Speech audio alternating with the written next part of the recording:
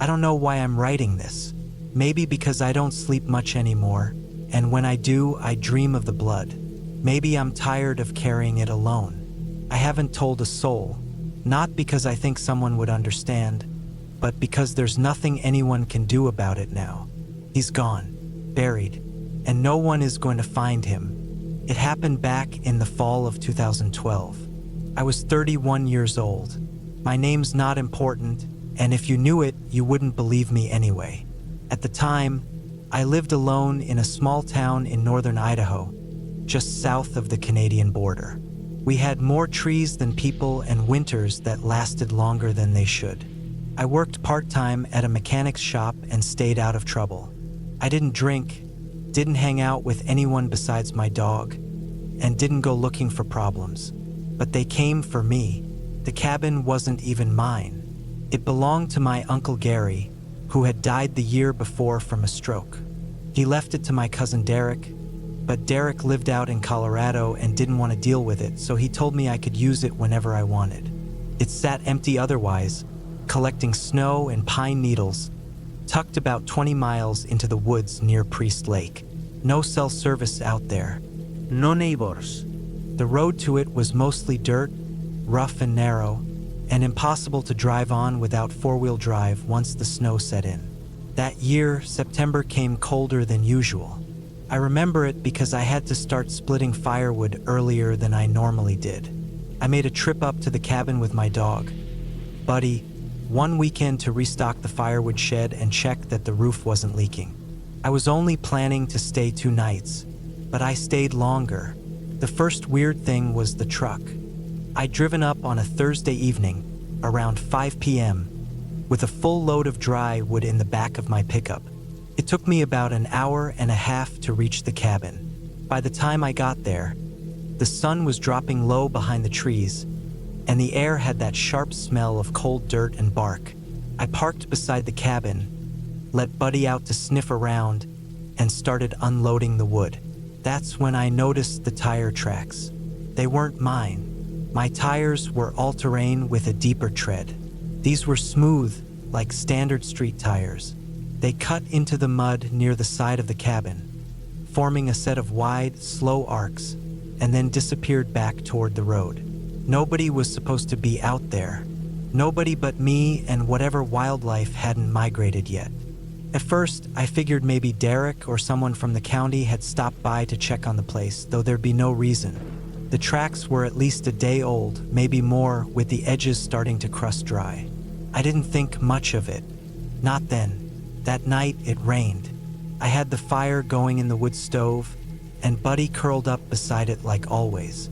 The rain was heavy, steady, tapping the roof like fingers. I sat in the chair near the window, drinking coffee and flipping through an old issue of Field and Stream. The cabin was one room, about 30 feet wide, with a small kitchen area on one side and a cot and table on the other. No running water, no electricity, just propane and wood. I slept with my .30-06 under the bed. Not because I was paranoid, just because I always had. Sometime after midnight, Buddy growled.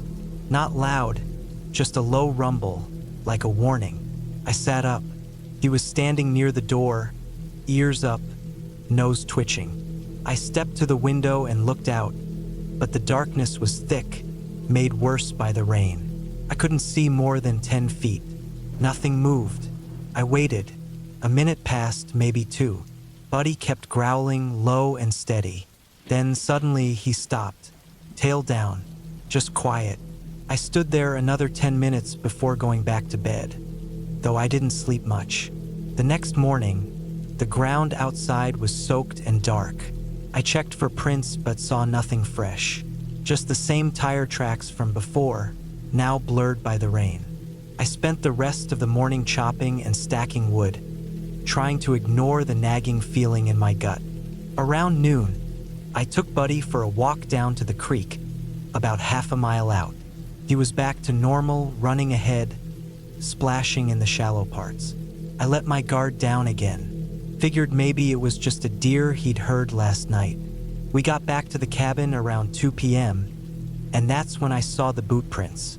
They were behind the cabin near the propane tank. Heavy boots, deep tread, recent. I hadn't been back there since I arrived, and I hadn't seen them before. There were 2 sets, one going toward the back wall, one going away. I didn't panic, but I did grab my rifle. I walked the perimeter, slow and careful. Didn't find anyone. No sign of a vehicle either, just the boots. The prints circled the cabin once, like someone was casing the place, and then vanished into the trees. I stayed outside most of the day after that, just watching, waiting. When night came, I didn't sleep, just sat in the chair by the stove with the rifle across my lap. Nothing happened, no sounds, no movement, just cold and silence. The 3rd day, I decided to head home. I packed my things and loaded up the truck. I walked around one last time to make sure everything was shut up tight. That's when I found the cigarette butt. It was near the outhouse, half buried in the mud. Not mine. I don't smoke. Someone had been standing there, watching probably. Close. I got into my truck and drove fast. Faster than I should have on that narrow road. Buddy sat beside me, panting. He was nervous too. I could feel it. I got back to town around 6 p.m. and didn't tell anyone what happened. Who would I tell? It wasn't a crime to walk through the woods. 3 days later, the cop showed up. His name was Officer Reed. Tall guy, maybe 40, shaved head and a long scar down his left cheek. Said he was from the county sheriff's office. Said there'd been a report of suspicious activity near the lake, and he was asking all the property owners about it. I told him I hadn't seen anything. He didn't press, just nodded and asked if I ever went up to the cabin. I said yeah, sometimes. He asked when I was last up there. I told him the week before. He smiled, but not like a friendly smile. That's when I got the feeling something wasn't right. He left after that. No warrant, no follow-up. But I saw his truck parked on the side of the road 3 days later, just off the turn that led up to the cabin trail.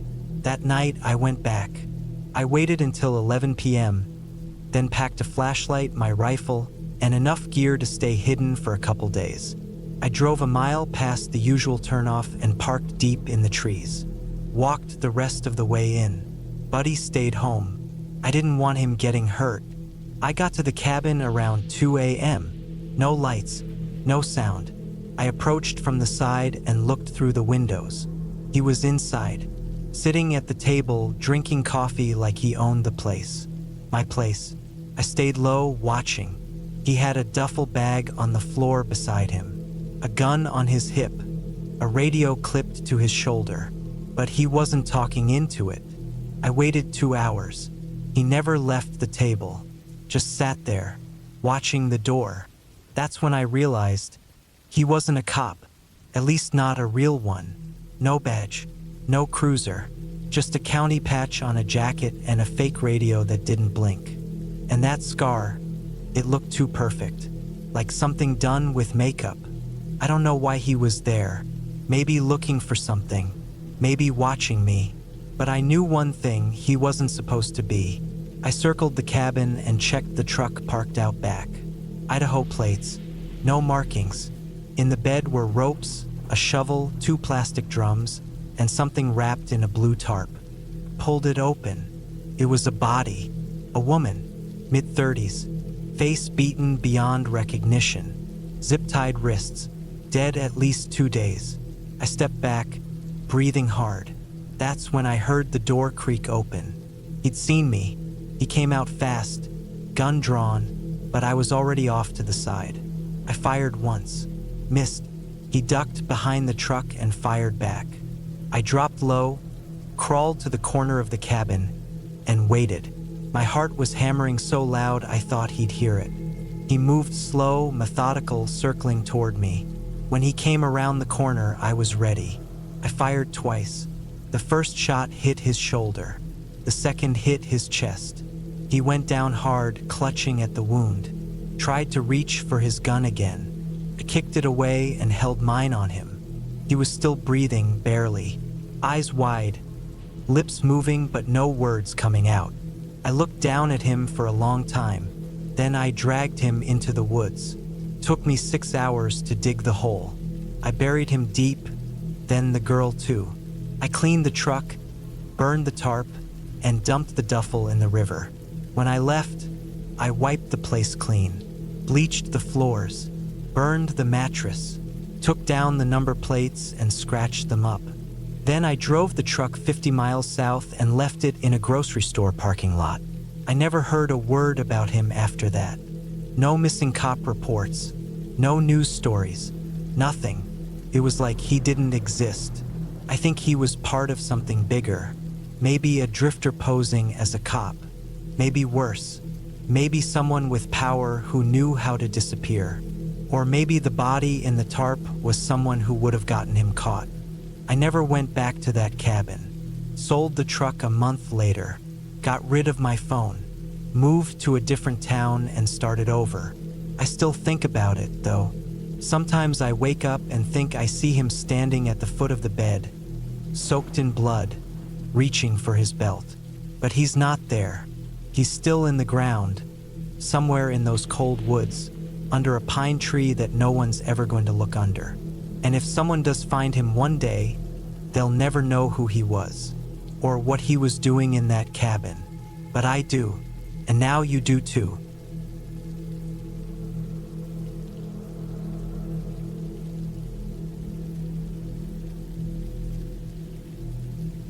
My name is David Finch.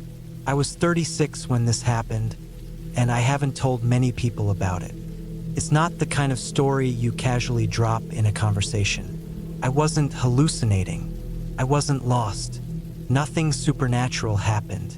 Just real people, real decisions, and real fear. It was early September of 2018. I was living in Oregon at the time, just outside of Eugene. I'd recently quit my job as a warehouse supervisor after 10 years. It wasn't a dramatic exit, just burnout. I was tired of the rotating shifts, the fluorescent lights, and never seeing the daylight. I'd saved enough to take a long break and clear my head.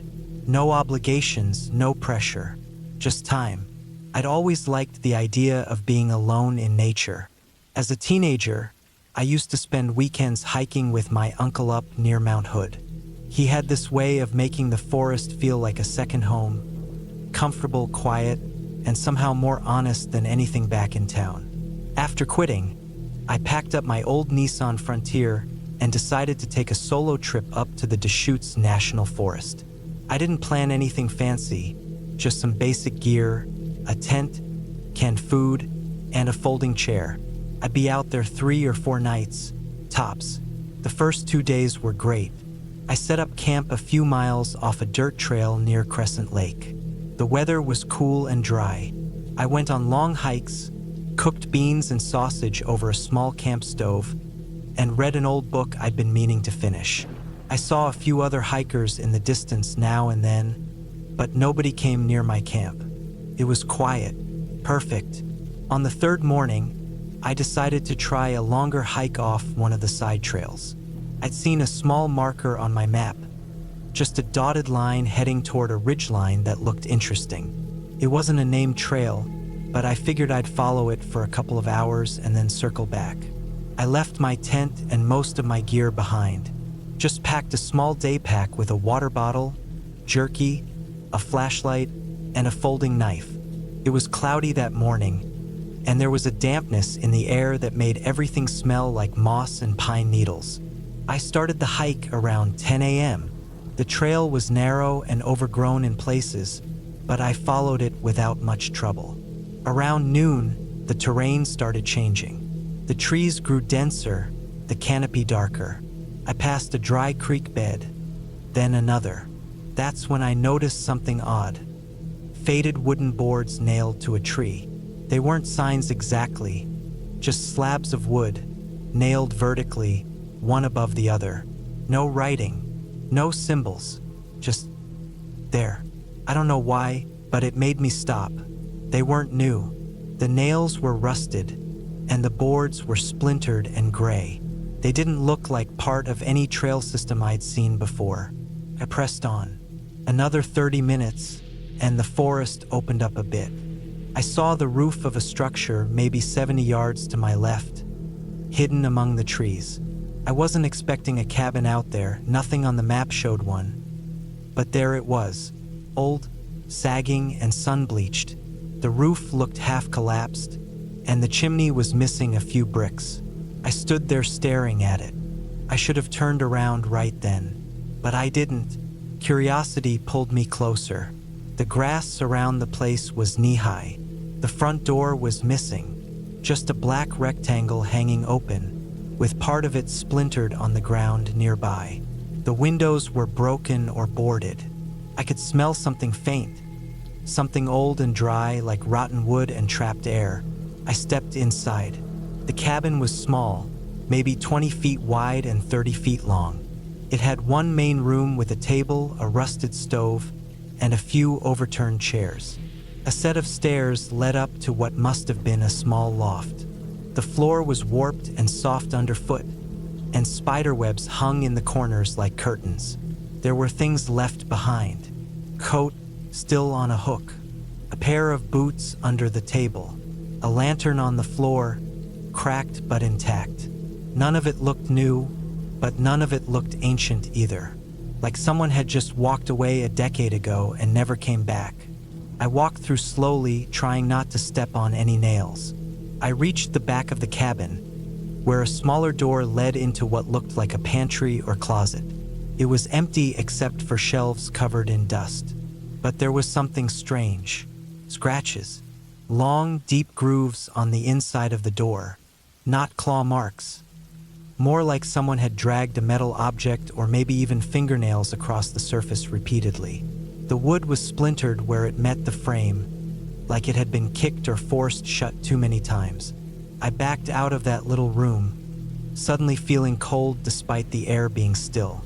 I don't know what exactly triggered it, but I had this heavy sense in my gut, like I was being watched. It's hard to explain. There was no sound, no shadow, nothing to point at. Just a weight in the air that told me I wasn't alone anymore. I left the cabin quickly and made my way back to the trail, but I couldn't find it. I turned and walked in the direction I thought I came from, but the trees all looked the same. I tried to find the dry creek bed, but it wasn't there. I walked for 20 minutes and realized I was circling. The underbrush was thicker. I hadn't noticed that before. By the time the light began to fade, I knew I was lost.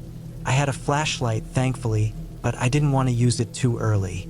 I found a flat spot under some trees and decided to wait for morning. I wrapped myself in my light jacket and ate the rest of my jerky. It got cold fast. I barely slept. The next morning, I started walking again. I marked trees with small cuts from my knife as I went. By midday, I still hadn't found the trail. That's when I spotted something that stopped me cold. A footprint. Not mine. It was in the mud near a tree stump. A boot tread, larger than mine. Fresh, maybe a day old. I crouched down and looked closely. Pointed the same way I was heading. Part of me felt relieved. Someone else had been out here. Maybe still was. I followed the direction of the footprint and walked for another hour. That's when I found the second cabin. Smaller than the first. Tucked between rocks and trees. No windows. Just a single wooden door with a chain hanging from a rusted bracket. But the door wasn't locked, and someone had been here. There was a tarp spread out next to the cabin with an axe, a hatchet, and 2 blue plastic barrels. One barrel was open. Inside were what looked like clothes, dirty jeans, a flannel shirt, a pair of socks. The other barrel was sealed with a lid and duct tape. There were no signs of recent life, no fire, no food, no sounds. But I didn't like the feeling that came over me. It felt like walking into a room right after an argument. The air felt wrong. I didn't go inside. I kept walking. That evening, I found a ridge and climbed it. From the top, I could barely make out a clearing to the east, open land, maybe a road. I made my way in that direction, moving slowly through the undergrowth. It took hours, but just before dusk, I found the road. Mile marker 83. I had no idea which road it was, but it was paved, cracked, and ran north-south. No cars in sight. I followed it south. After an hour, I saw a wooden sign half buried in weeds.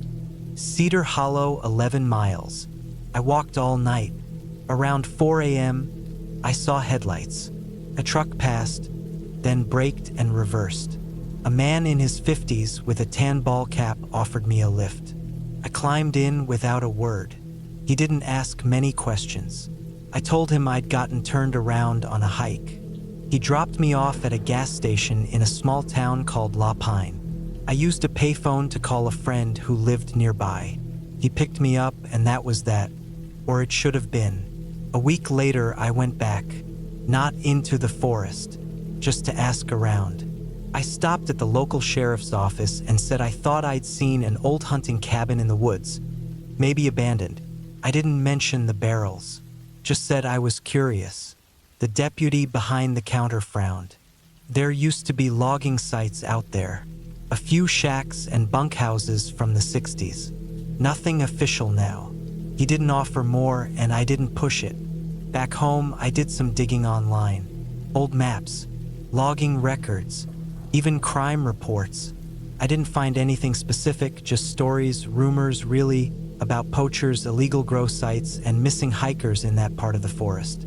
I never found the exact location of the cabins again. I even tried hiking back out that way the next summer with a GPS, but everything looked different. The dry creek bed was gone. The tree with the boards was gone, like the forest had swallowed it all up. I haven't been back since. I still go camping, but never alone, never that deep, and never without letting someone know exactly where I'm going and when I'll be back. What still gets me is the second cabin. The barrels. The fact that someone had been out there recently, walking, carrying things, setting up a place with no windows and a chained door. I don't know what was in the sealed barrel, and I'm glad I didn't open it. The first cabin felt like a place someone left in a hurry. The second felt like a place someone planned to return to. Whatever was going on out there, it wasn't just old history. It was something still happening, and I'd walked right into the middle of it.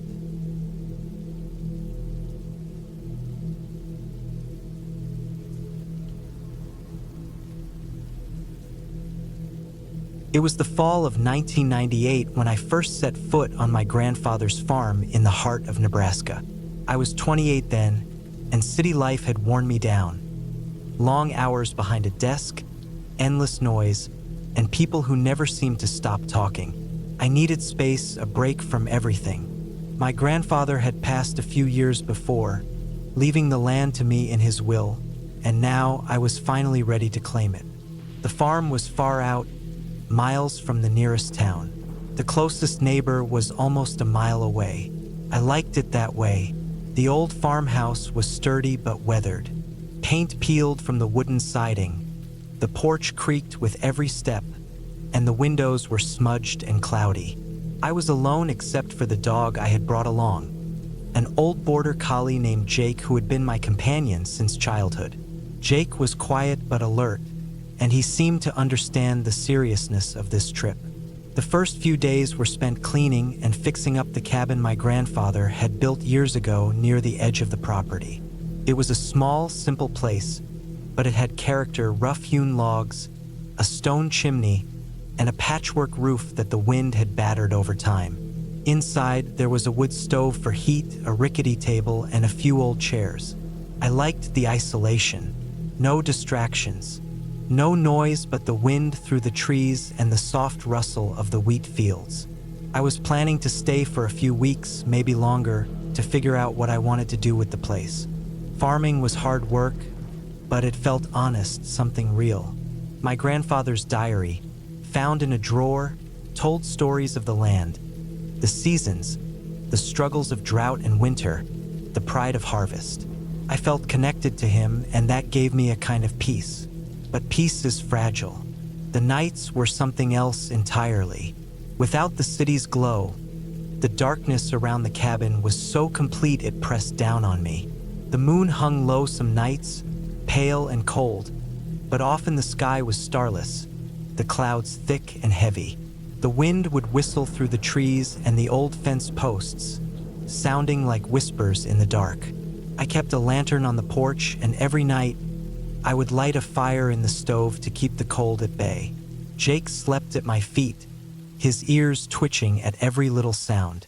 Sometimes I would catch the distant howl of coyotes or the heavy thud of a deer moving through the underbrush. That was normal, part of the life out here. What wasn't normal was the feeling that something else was watching. I told myself it was just my mind playing tricks.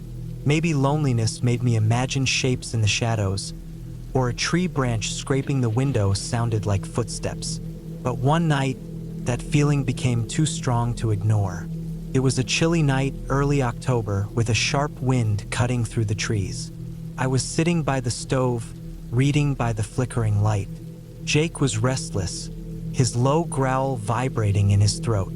I could see his eyes fixed on the window that faced the barn. The wind slammed against the cabin, rattling the glass, and for a moment, I thought I saw a shadow move outside.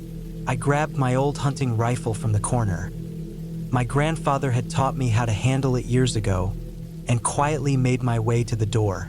Jake was right behind me, his nails clicking on the wooden porch. Outside, the world was black except for the weak light of the lantern I held. The barn stood silent, its doors closed tight. I scanned the fields and the tree line. Nothing. I told Jake to stay close and headed toward the barn, the cold biting through my jacket. The grass was damp with dew, and the wind carried a strange smell, something metallic and sour. My heart pounded as I moved around the side of the barn. Then I saw it. Footprints. Not just any footprints, large, heavy, and fresh in the muddy earth near the door. They were too big for a deer or a dog. Whoever made them had been here recently, maybe even now. My mind raced. Who could be out here? The farm was remote. I hadn't seen a soul since I arrived. I always locked the main gate, but someone had made it through. I scanned the dark tree line again. Nothing moved. Still, I knew I was not alone. That night, I barely slept. I kept the rifle close, and Jake never left my side. At dawn, I explored the farm again, searching for signs. Broken branches, strange marks, anything. The footprints led to the woods but disappeared under the thick carpet of leaves. The rest of the day I worked on the cabin, trying to shake the fear, but the uneasy feeling never left. Every crack in the floor, every groan of the old wood made me jump.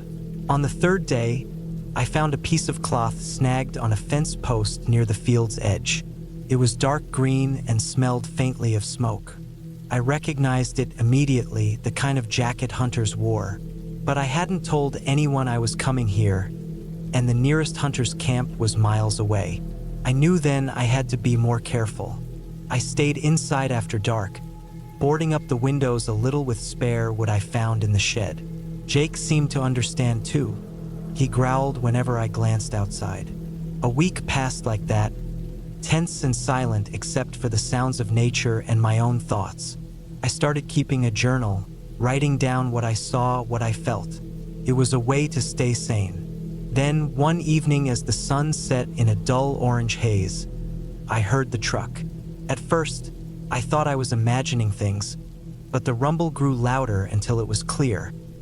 A vehicle was coming down the dirt road that led to the farm. I didn't know if I should feel relief or fear.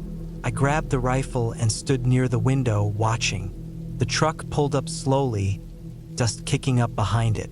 A man stepped out, tall, lean, with a weather-beaten face and a slow, careful walk. He wore the same kind of jacket as the piece of cloth I had found. He walked right up to the cabin and called out. I stayed quiet, heart hammering. He didn't look hostile, but something about him was off. A coldness in his eyes, a weight in his stance. He told me he was a hunter who had been tracking a deer nearby and got lost. He said he meant no harm and just wanted to rest and ask for directions. I nodded slowly, still holding the rifle but lowering it. I decided to let him stay the night. Jake growled but didn't attack. That night was the worst. After the man went to sleep in the spare room, I couldn't rest. Every creak, every shadow made me tense. At one point, I heard the softest movement near the kitchen. I grabbed the rifle and quietly approached. He was there, rifling through the drawers, eyes cold and hard. I pointed the gun at him and he froze. I realized then that the man was not lost or tired. He was looking for something valuable or secret. I told him to leave at first light. He agreed, but I didn't trust him. The next morning, he left without a fight. I watched his truck disappear down the road, dust trailing behind it. After he was gone, I searched the cabin thoroughly. Nothing seemed missing, but the feeling of being watched lingered. I fortified the doors and windows, adding extra locks and setting up noise traps outside with cans and string. Days passed. The farm was quiet again, but I was no longer at peace. One morning, I found footprints again, bigger, deeper, closer to the cabin. Someone had been walking around while I slept. The hunter had either returned or someone else was here. I decided to call the sheriff in the nearest town. They came out, a couple of deputies driving a beat-up truck. They searched the area but found nothing suspicious, just the usual tracks of animals and the occasional trespasser. I asked about the hunter. The sheriff said no one reported a missing hunter nearby, and no permit had been issued in that area. It was strange. Someone had lied. Weeks later, I learned the truth by accident. One evening, while working in the barn, I found a hidden trapdoor beneath the old hay. It was locked, but with some effort, I managed to pry it open. Underneath was a small underground cellar, dark, damp, and cold. Inside were supplies, a few cans of food, a flashlight, and something else. A cache of stolen goods, tools, weapons, a radio, and some cash hidden in a tin box. It was a base, someone's hideout. The hunter wasn't lost. He was using my farm as a safe place, maybe for illegal hunting or something worse. I reported everything to the sheriff, who sent a team to investigate. They found evidence that confirmed my suspicions. Poachers had been using my grandfather's farm as a hideout for months, sneaking in and out at night, stealing equipment and possibly using the cellar to store illegal items. The man I met was part of that group.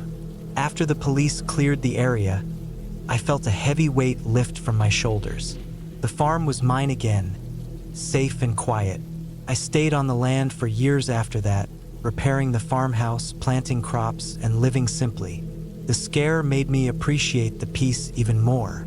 I learned that fear often comes not from ghosts or monsters, but from real people and real danger lurking where you least expect it.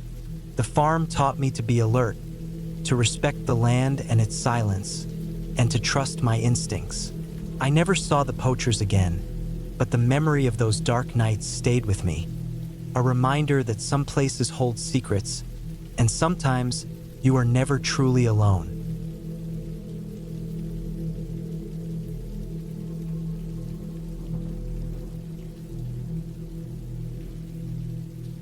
I didn't know Uncle Ron well. He was my dad's cousin, some old-timer who had chosen to live away from society decades ago. We only saw him during a few family gatherings when I was younger, and even then he kept to himself. When I got the call from the lawyer's office saying I was named in his will, I didn't think much of it. I figured maybe he left me an old rifle or a stack of vintage coins or something.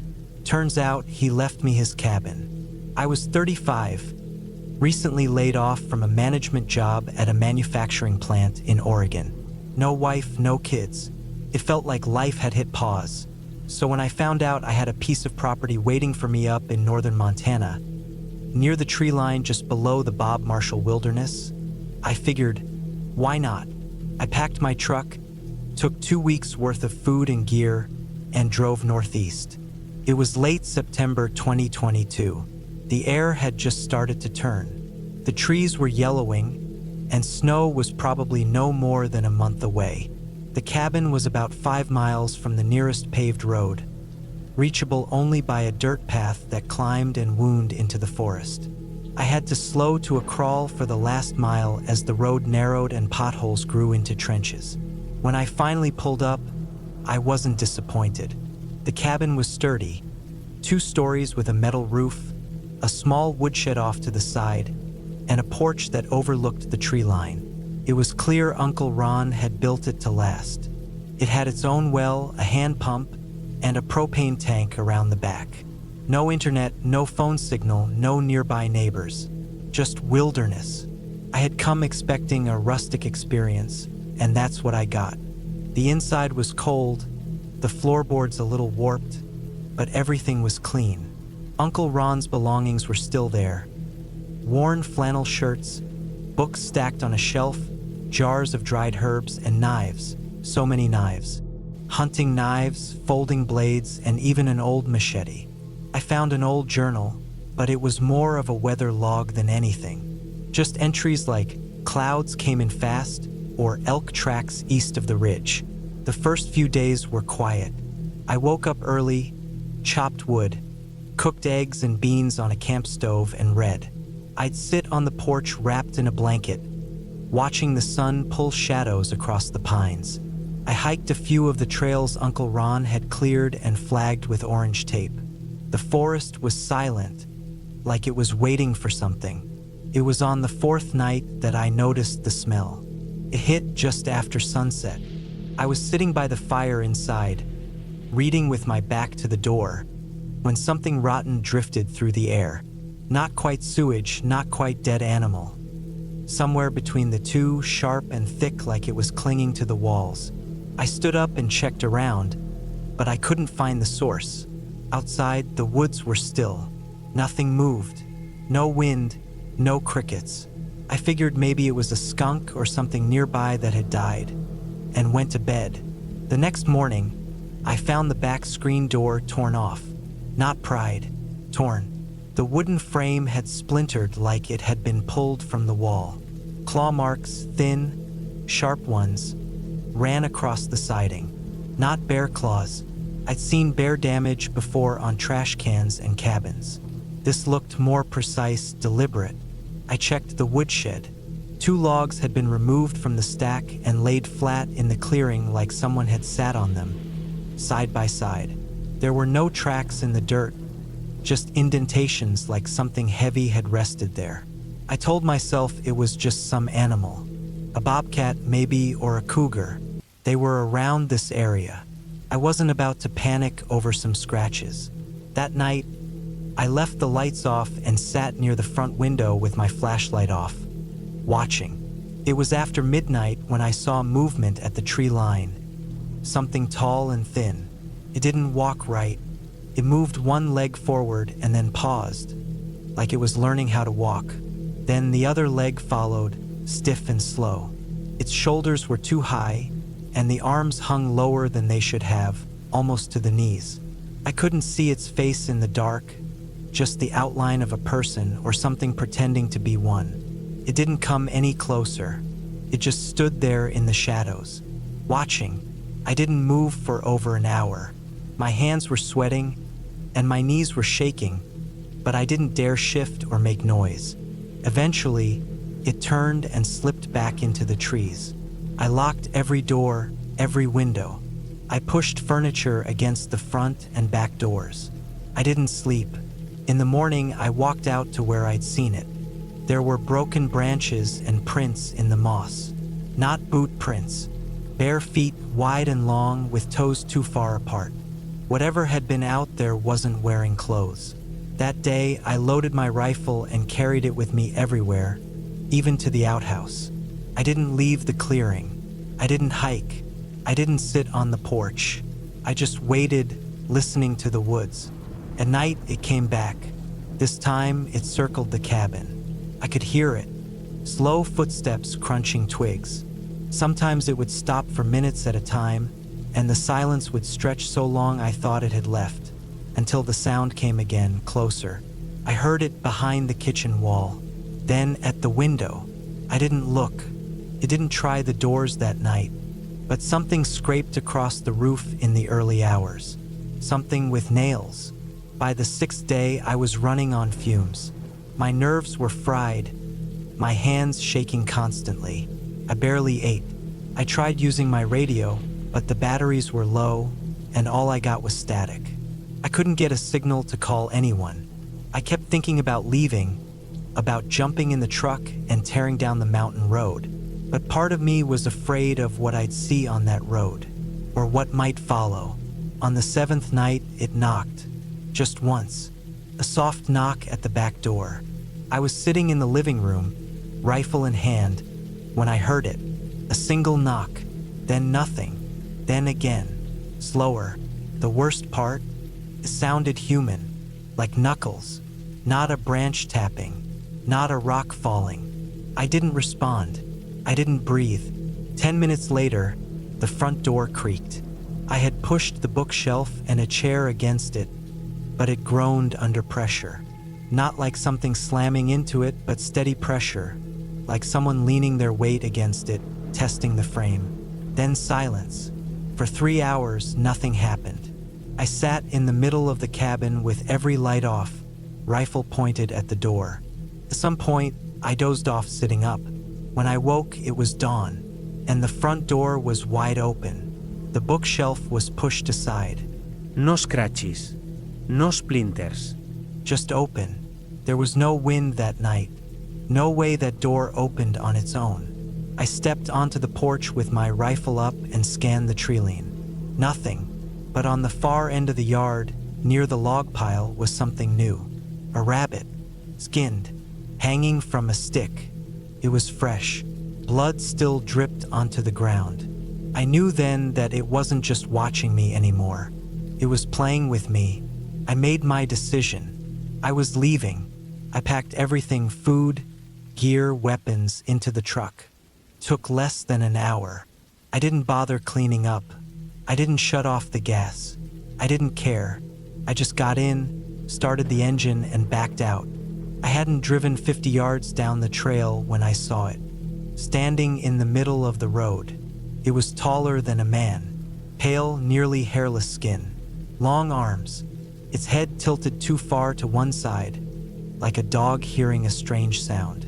And its legs bent wrong, like it had been broken and healed the wrong way. It didn't move. I stopped the truck. My heart was slamming in my chest. I raised the rifle out the window, but my hands were shaking too badly to aim. It slowly crouched, then crawled off the road fast. Inhumanly fast. Into the woods. I gunned it. The truck bounced and groaned down the trail. I clipped a tree. Mud sprayed up. Branches slapped the windshield. But I didn't stop. I didn't slow down until I hit the paved road. I didn't go back for a long time. It's been over a year since then. I never told anyone what really happened. Just said the cabin was too remote, not worth the upkeep. I sold it through a local realtor who didn't ask many questions. Some couple from Idaho bought it. I've never checked to see if they moved in, but I still think about it. I dream about it, about the way it moved, the way it watched, and most of all, the smell. The smell hit me again last week. I was walking my dog near the edge of town, and it came out of nowhere. Thick, rotten, sharp, just for a second. Then it was gone. I haven't walked that trail since, and I won't go near the woods again.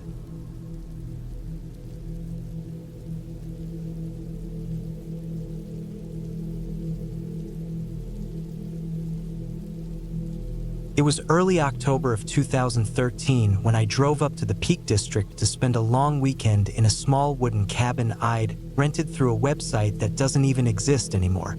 I was 33 back then, working as a regional transport coordinator based in Nottingham, and the stress of the job had been piling on heavier than usual.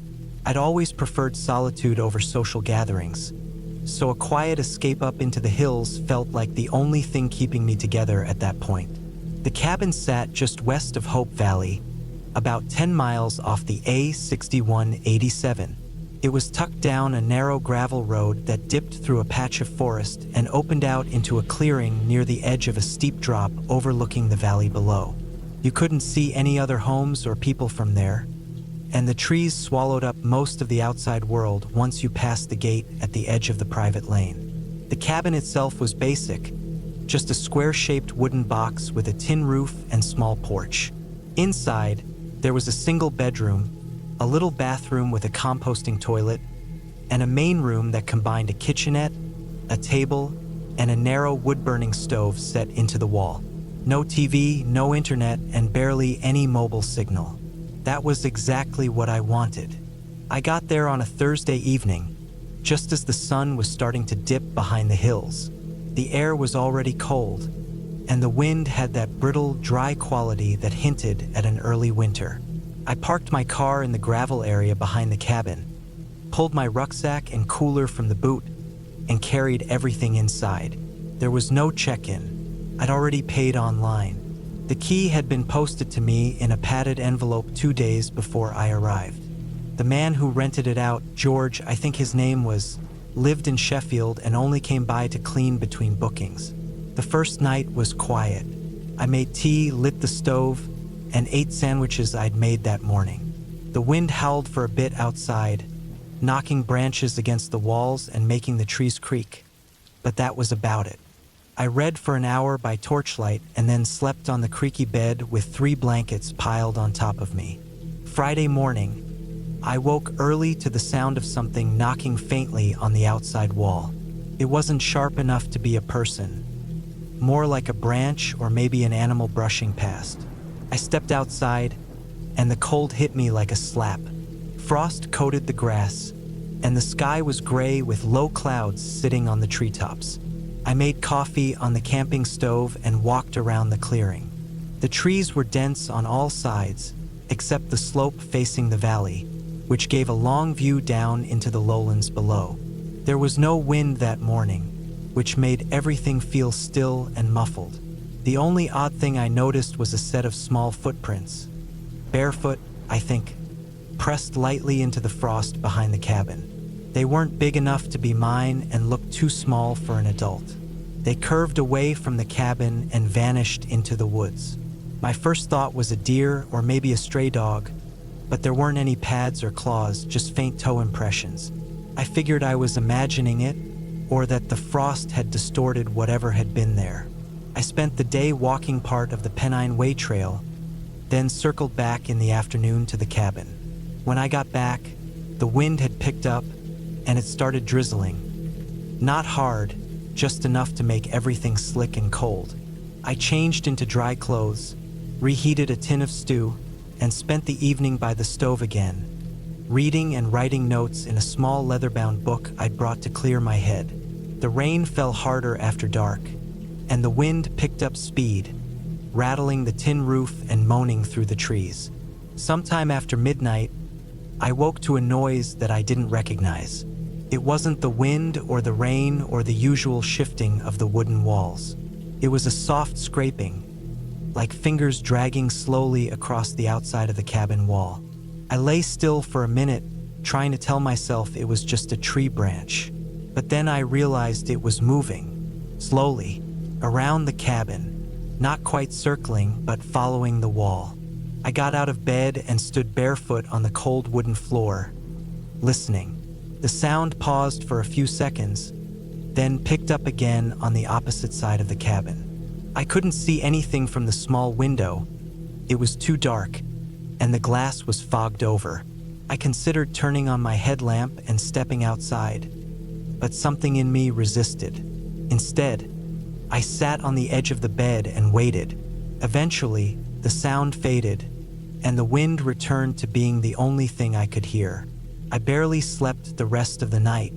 Saturday morning, I stepped outside with a torch still in hand, checking the ground behind the cabin.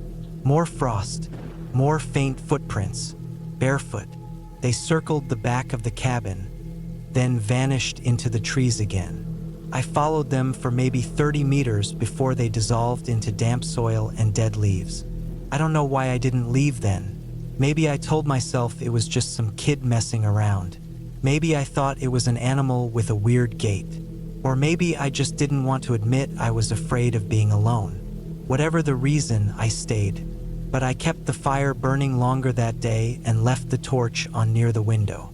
By mid-afternoon, the clouds returned, and the air grew heavy again. I spent most of the day inside, eating, writing, and trying to ignore the way the trees shifted in the wind like they were watching.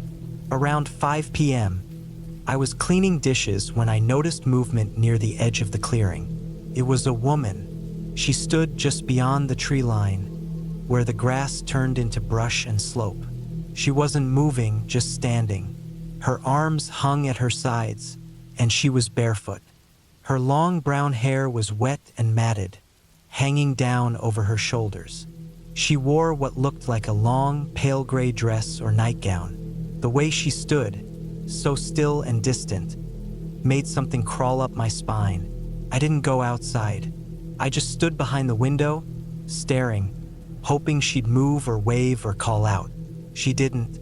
After maybe 2 minutes, she stepped backwards, into the trees, and disappeared without turning around.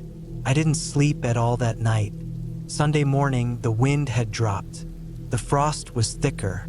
I made coffee and kept checking the window every few minutes. Nothing moved out there. I walked around the perimeter of the cabin again. More prints, smaller than mine, barefoot.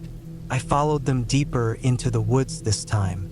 The trees closed in quickly, and the light dimmed as I moved farther from the clearing. I kept checking behind me, half expecting to see her standing on the trail, but there was no one. About 200 meters in, I came across something strange. A plastic sheet draped over a shallow pit in the ground. It looked like a makeshift shelter or a place someone had been sleeping. There were scraps of torn fabric, empty crisp packets, and a single child's shoe lying in the dirt nearby. It didn't look abandoned. It looked used. I turned around and walked back to the cabin without looking over my shoulder again. I packed my things in silence, locked the cabin, and drove out by noon. I didn't stop until I reached Sheffield, where I checked into a Travelodge and sat in the shower for half an hour, trying to understand what the hell I just experienced. Back in Nottingham the next day, I contacted the man who owned the cabin. I didn't go into full detail. I just told him I thought someone might be squatting in the woods nearby, maybe a runaway or someone mentally unwell. He didn't seem surprised. He just said he'd go check on it. A week later, I received a short email from him. He thanked me for letting him know and said he'd found signs of someone living in the woods behind the cabin. Clothes, wrappers, and other belongings. He'd reported it to the local police, who came out, but found nothing when they searched. That was it. I still think about her. Not because she looked like a ghost or did anything supernatural. She didn't float or vanish in thin air. She was real. She stood in the cold, in the wet grass, barefoot and still. The way a person might if they'd been out there a long, long time. The way someone might stand when they're watching something that used to belong to them. She didn't try to come inside. She didn't try to hurt me. She just stood there, like she'd been doing it for years. Watching, waiting, maybe trying to remember something. What scares me most is that I don't know how long she'd been there. That first night, I heard something scrape the walls, and the second morning, those barefoot prints were already there. So she'd been coming and going since I arrived. Maybe even before. I haven't gone back to the Peak District since. And I never rented another cabin, no matter how remote or peaceful it promised to be. I take my holidays in cities now, where I can see the people, hear the traffic, and sleep without listening for footsteps in the frost. Because that woman, she wasn't a monster. She wasn't a spirit. She was real. And that's what makes it worse.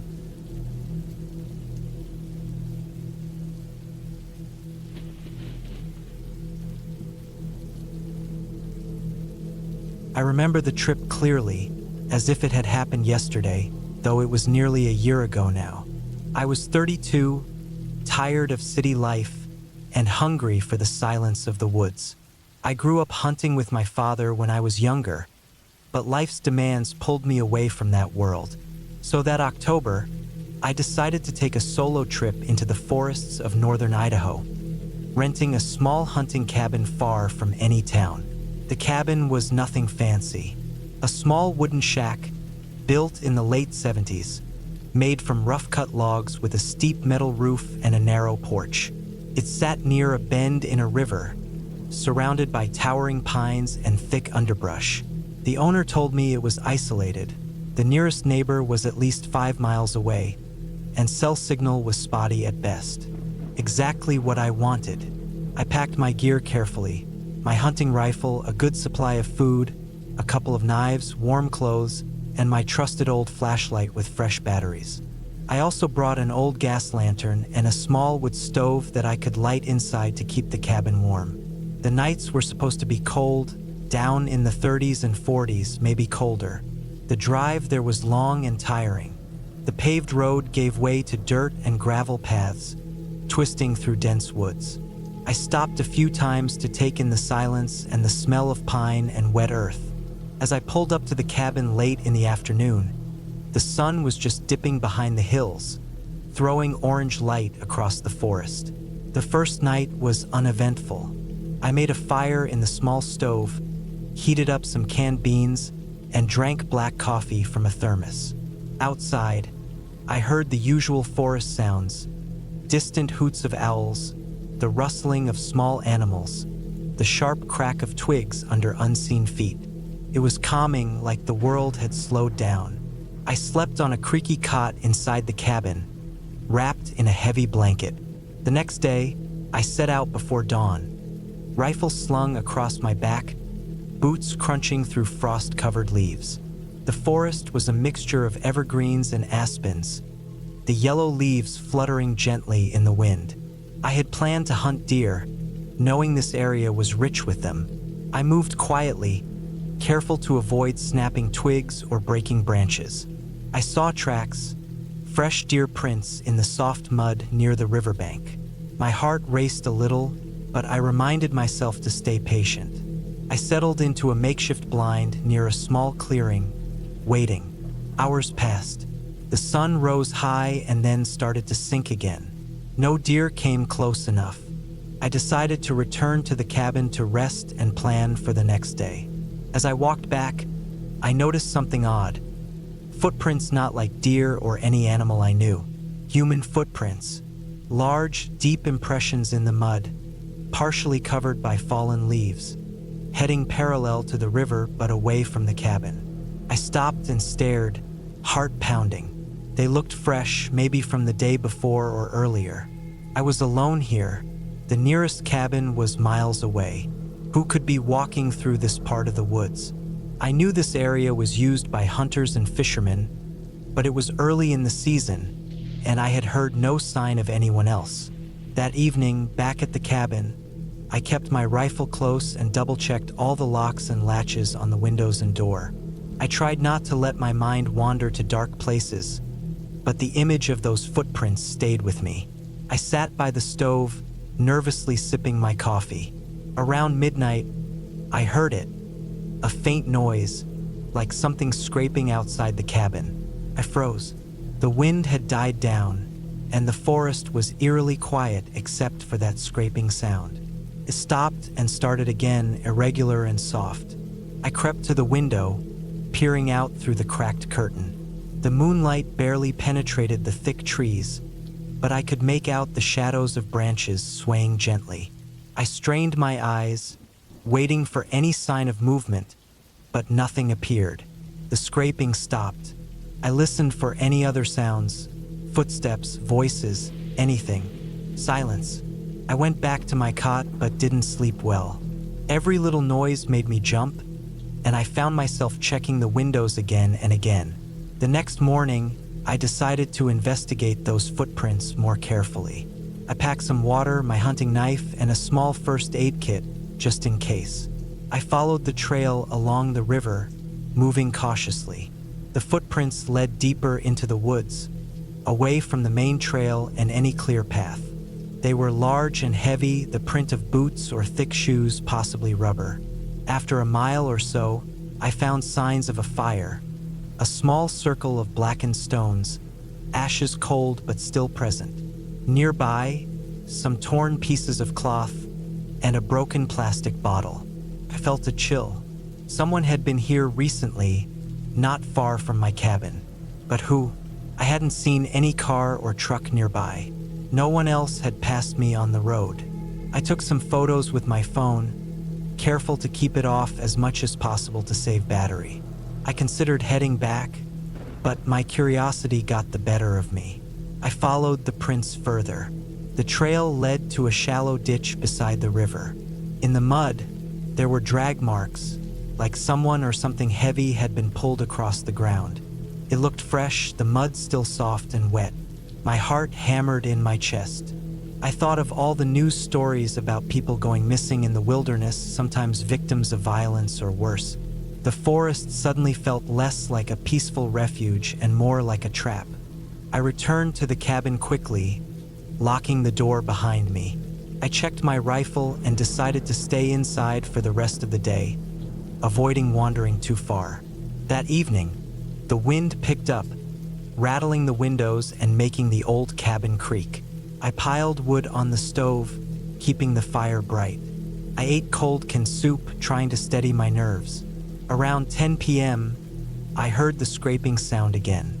This time it was closer, not far from the porch. I grabbed my rifle and moved quietly to the window, pulling back the curtain just enough to see outside. There, in the dim moonlight, I saw a figure moving between the trees. It was large, wearing dark clothes with a hood over the head. The figure paused, then crouched and disappeared behind a thick pine. I held my breath, heart pounding so loud I thought the figure might hear it. I considered calling for help, but there was no signal, and I wasn't sure what to say. The figure moved again, slower this time, as if searching or waiting. I backed away from the window and locked the door again. My mind raced with possibilities. A lost hunter, a criminal hiding, someone dangerous. I spent the night waiting and listening. No other sounds came, no knocks or calls, just the wind and the occasional scrape. The next morning, I packed my gear quickly. I was done staying in that cabin alone. I loaded my rifle, grabbed my backpack, and locked the door behind me. On the walk back to my truck, I stayed alert, eyes scanning the trees and shadows. I followed the main trail, but kept the prints and drag marks fresh in my mind. I didn't see the figure again, but the feeling of being watched stayed with me. When I reached my truck, I breathed a long sigh of relief. I started the engine and looked back toward the woods. The cabin was a small hut among the trees, quiet and empty. I drove away, never looking back. Months later, I learned that a man had gone missing not far from that area. A local who was wanted by the police for violent crimes. They never found him, but there were rumors he hid in the woods. The footprints I saw, the fire, the drag marks, I wonder if it was him. That hunting trip was supposed to be an escape, a quiet time in nature. Instead, it reminded me how fragile safety is, and how the wild isn't just home to animals. There are dangers we don't see, people who live in the shadows, and sometimes they are closer than we think.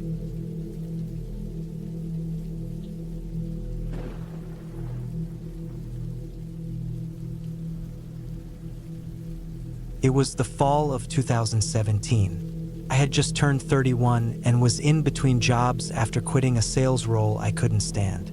My cousin Dave had this old hunting cabin he barely used anymore, and since I needed time to think, clear my head, and just be away from people, he offered to let me stay there for a while.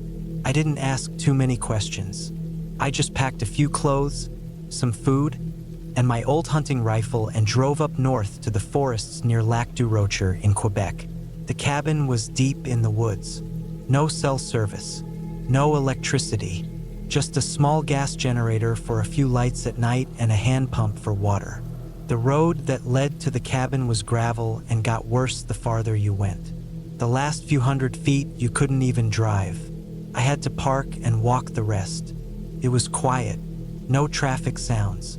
No people, just the forest, the wind in the trees, the crunch of leaves under my boots. I remember feeling good about being out there, a sense of peace. I wasn't planning to hunt, but I brought the rifle more out of habit and maybe a bit of unease I didn't want to admit. You always think you'll be fine until you're alone for real. The cabin was small.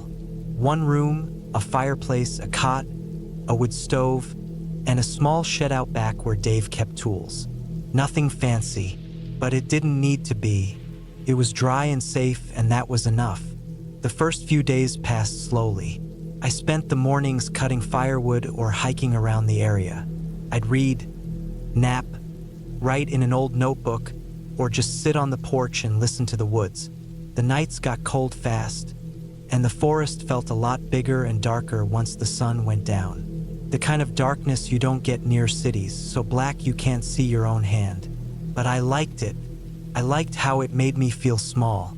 It was on the fourth night that things started to shift. I was asleep on the cot, the fire low but still warm. I woke up without knowing why. I didn't hear a noise, but I felt something. That weird instinct, like someone staring at you. I sat up. The inside of the cabin was still.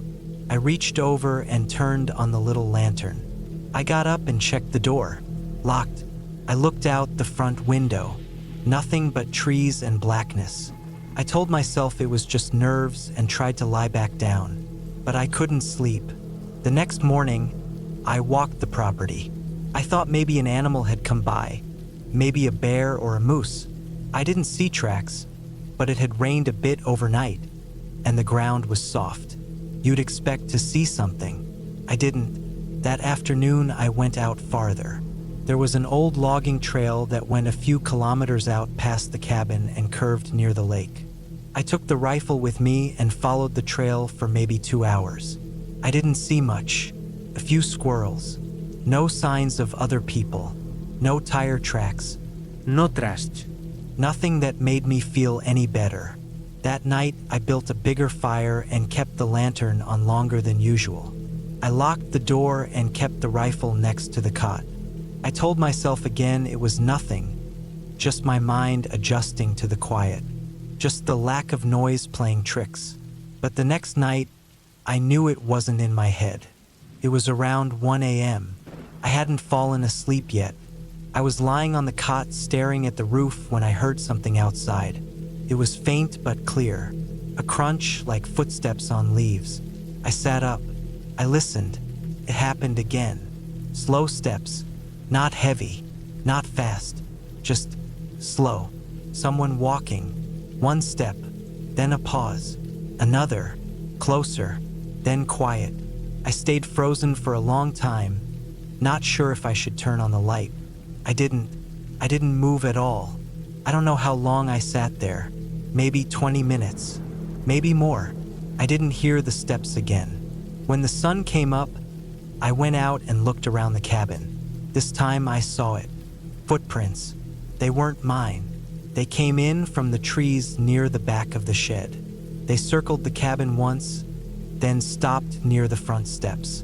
Then they went back the way they came. They were from boots. Not hiking boots. Work boots, maybe. The kind with a square heel. Not new either. The print was deep in the mud, the sole worn. I stood there for a while, just looking at the ground, trying to figure out what to do. I didn't want to leave. I didn't want to look scared, but I couldn't pretend anymore. Someone had come to the cabin. Someone was watching. That day, I didn't leave the area. I stayed near the cabin, rifle always in arm's reach. I went out to the shed for the first time. I wanted to check if anything was missing or moved. The shed door was closed, but the lock was hanging open. I was sure I'd locked it before. I remember doing it when I arrived. I checked inside. The tools were all there. Some old gas cans, an axe, a small box of nails. But on the floor was something I didn't recognize. A black trash bag, empty, just lying flat like it had been dropped. I didn't touch it. I just backed out, closed the door, and locked it again. The next few nights were worse. The footsteps came back, always at night, always slow, They'd circle the cabin once or twice, then stop. Sometimes I'd hear breathing. Once I heard a sound that was like metal scraping. It was right outside the window. I never saw anyone. I never opened the door. By the 7th night, I hadn't slept in 2 days. I was wired, shaky. My stomach hurt from the stress.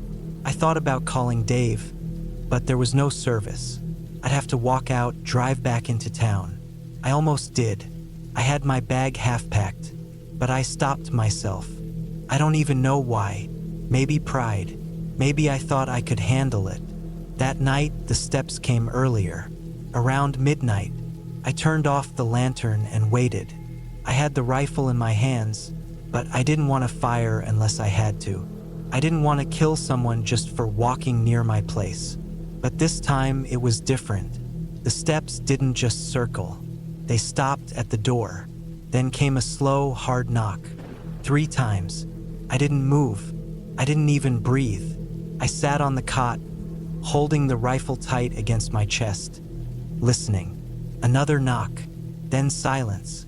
I waited an hour before I got up. I crept to the window and peeked out. Just a sliver. Nothing. Just darkness. But in the morning, I found something new. On the porch, right in front of the door, was a folded piece of paper, torn at the edges, wet from the night. No writing on it. Just a small rock placed on top to keep it from blowing away. I opened it carefully. Nothing inside. I looked around. No footprints this time. The rain had washed them away. But the message was clear. Someone was playing with me. The next day, I finally made the decision. I'd leave in the morning. I'd hike out, get in the truck, and go back home. I'd tell Dave what happened, and he could deal with it. Maybe call the police. I didn't care anymore. I just wanted to leave. I went out to the shed one last time before packing. The lock was off again. Inside, things were different. The axe was missing. So was one of the gas cans. The black trash bag was gone. I turned and walked back to the cabin. I locked the door, loaded the rifle, and waited for night to come. It was my last night, and I was ready to shoot if I had to. Around 2 a.m., I saw the figure. He didn't make noise this time. He didn't knock. I saw him through the front window, just standing at the edge of the clearing, maybe 20 feet away. A tall man in a jacket and boots, face shadowed by the hood. Not moving, just watching. He stayed there for a long time. Then, without a sound, he walked back into the woods. I didn't sleep. I sat by the door until dawn. At first light, I packed everything in 5 minutes. I grabbed the rifle, my bag, and walked fast toward the truck. I didn't look back. I didn't stop. When I reached the truck, the driver's side door was wide open. I never left it like that. Never. Inside, the seat was dry. Not even dew. But in the middle of the floor was something I hadn't seen before. The axe, covered in fresh dirt. Handle clean. Blade sharp. I didn't touch it. I closed the door, got in the truck, and drove straight out. Didn't stop for gas. Didn't stop for food. Drove for 5 hours without blinking. I never went back. I told Dave everything later. He seemed more confused than worried. Said no one lived out there anymore. Said maybe it was just a trapper passing through. But we both knew that wasn't it. Someone knew I was there. Someone had been watching for days. And someone had a plan. I think leaving was the right move. I don't know what would have happened if I stayed another night. I don't like thinking about it. Maybe he wanted to scare me. Maybe he wanted more than that. But I left before I found out. And I don't plan on ever going back to find out.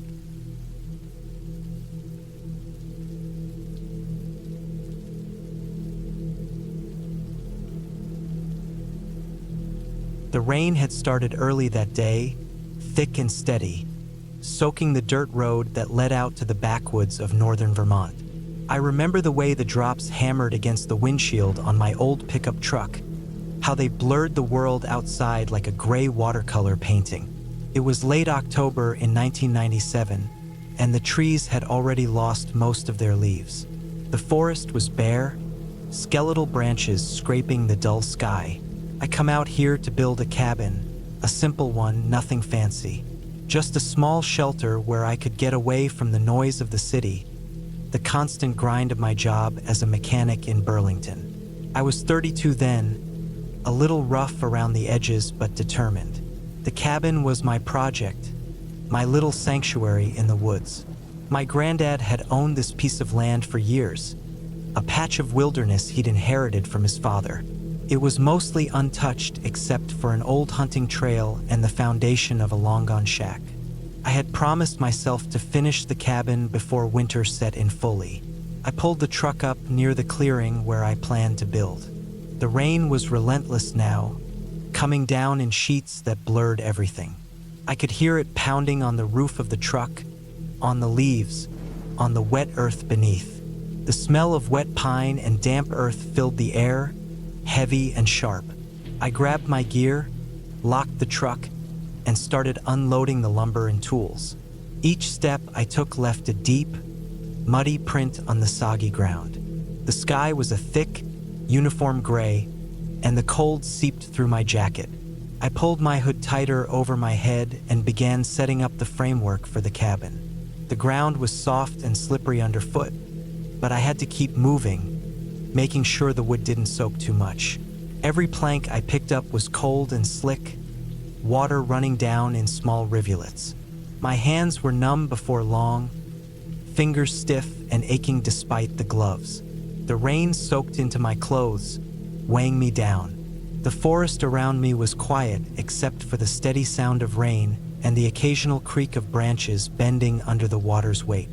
The tall pines swayed, needles dripping onto the muddy floor. Occasionally, a bird's call would cut through the damp air, sharp and quick. But mostly, the woods felt empty and heavy, like the rain had washed away everything but the gray sky and the wet trees. As the afternoon slipped into evening, the light dimmed quickly.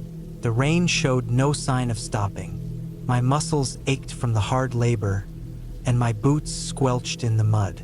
I worked by the dim light of my headlamp, its beams slicing through the thick curtain of rain. The wood smelled fresher than ever, mixed with the damp earth and the cold air. I thought about the long night ahead, and the thought of being alone out here made my chest tighten. Around 8 o'clock, I finally managed to raise the main frame of the cabin. A simple rectangle about 12 feet by 16, just enough for a small living space and a corner for a stove.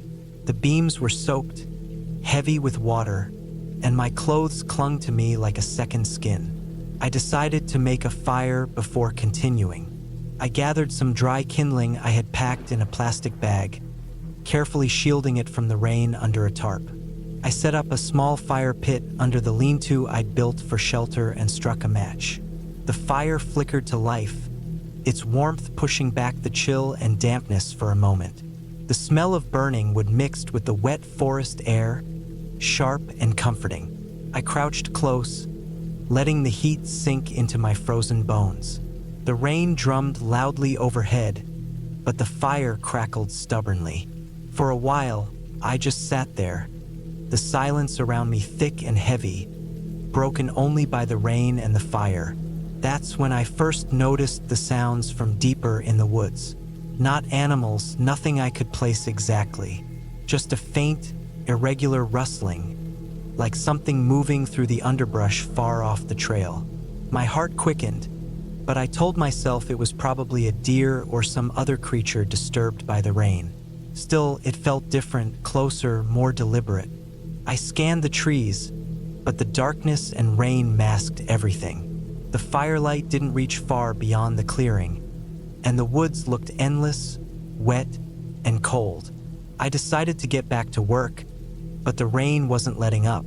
I moved the planks inside the frame, trying to shelter them from the water. My fingers were stiff and clumsy, and I had to keep wiping the rain from my face. At one point, I thought I saw a figure in the distance, a shadow that didn't belong. I blinked, and it was gone. The woods were playing tricks on me, I told myself. By 10 o'clock, the rain started to slow, thinning to a steady drizzle.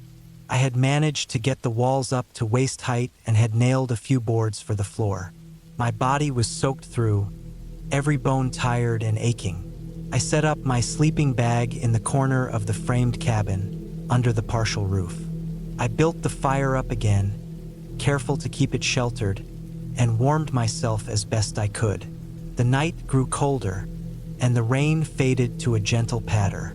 The forest was quiet again, except for the soft whisper of water running off the leaves. I listened to the steady rhythm of the rain mixing with the crackle of the fire. Outside, the shadows shifted, trees swaying softly in the breeze. Then suddenly, I heard it again, a sound not right for the night. A scraping noise, faint but close, like something dragging across the wet ground. I froze, every muscle tight. The fire's light danced on the shadows, but I saw nothing moving. The noise stopped as suddenly as it had started. I told myself it was probably a branch or a fallen log moving in the wind, but my heart wasn't convinced. The woods felt heavy, like they were watching me. I grabbed my flashlight and stepped outside the cabin frame, shining the beam into the dark. The beam cut through the wet trees and the mist rising from the earth. There was nothing there, just the forest, dripping and quiet. I returned inside, locked the door frame with a plank, and settled down again. I kept the fire alive, small and steady. I tried to focus on the warmth, the hard work I'd done, the plans for the cabin. Sleep didn't come easy. Every small noise, the drip of water, a distant animal call, the crack of a branch, made me tense up. Around midnight, the rain stopped completely. The wind picked up, moaning softly through the pines. The night was colder than before, and a fog started to roll in, thick and white, curling low to the ground. Then I heard footsteps, slow, heavy steps on the wet earth outside the cabin. Not far off, they moved around the clearing in no hurry, deliberate, cautious. My breath caught in my throat. I grabbed the old hunting knife I'd brought and crept to the door, trying not to make a sound. The footsteps stopped for a moment, then started again, circling. I shone my flashlight out the window. The beam caught nothing but wet leaves and branches dripping with water. Then, out of the corner of my eye, I saw movement, a figure slipping behind a tree at the edge of the clearing. Something about the way they moved was wrong, unnatural, too quiet for a person walking on wet leaves. My heart pounded, adrenaline flooding my veins. I remembered the hunting rifle I'd stashed under some logs near the truck. It wasn't loaded, but it was better than nothing. Slowly, I crawled out of the cabin frame, careful to keep low. The fog swallowed me up as I moved toward the edge of the clearing. The footsteps were gone. I scanned the trees again, flashlight trembling in my hand. No sign of the figure. Then, from behind me, a snap, something heavy stepping on a branch. I spun around, knife raised, but no one was there. The fog swirled, thick and cold. I realized I wasn't alone in the woods. For hours after, I stayed awake, watching the fire, listening for sounds. The figure never came back. The rain didn't return. When dawn finally broke, pale and gray behind the mist, I packed up my gear and left the site. I didn't look back. Weeks later, I heard that some hikers had found strange footprints near the same clearing. Large, heavy, and unlike any animal known to roam the area. The forest had kept its secret well. I never finished that cabin. The woods felt too dark, too uncertain after that night. Sometimes I wonder what would have happened if I stayed. But I knew one thing clearly. Some places in the wild are better left alone, especially on a rainy night when the forest is alive with things you can't see, but can feel. And that night, the woods were watching me, waiting for me to make a mistake.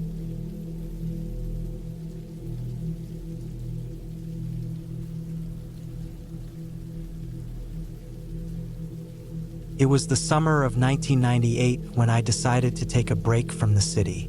My name is Luke, and I was 28 years old then, working as a junior reporter in a small town near the Appalachian Mountains in West Virginia. The city life was suffocating, and I needed to escape somewhere quiet, away from noise, crowds, and endless deadlines. That's when I found it. A small cabin for rent near an old graveyard on the edge of a forest. The owner, a man in his 70s named Mr. Harlan, had told me it was peaceful out there, perfect for writing or just thinking. The cabin sat about a quarter of a mile from the nearest road, hidden behind tall pines and tangled brush.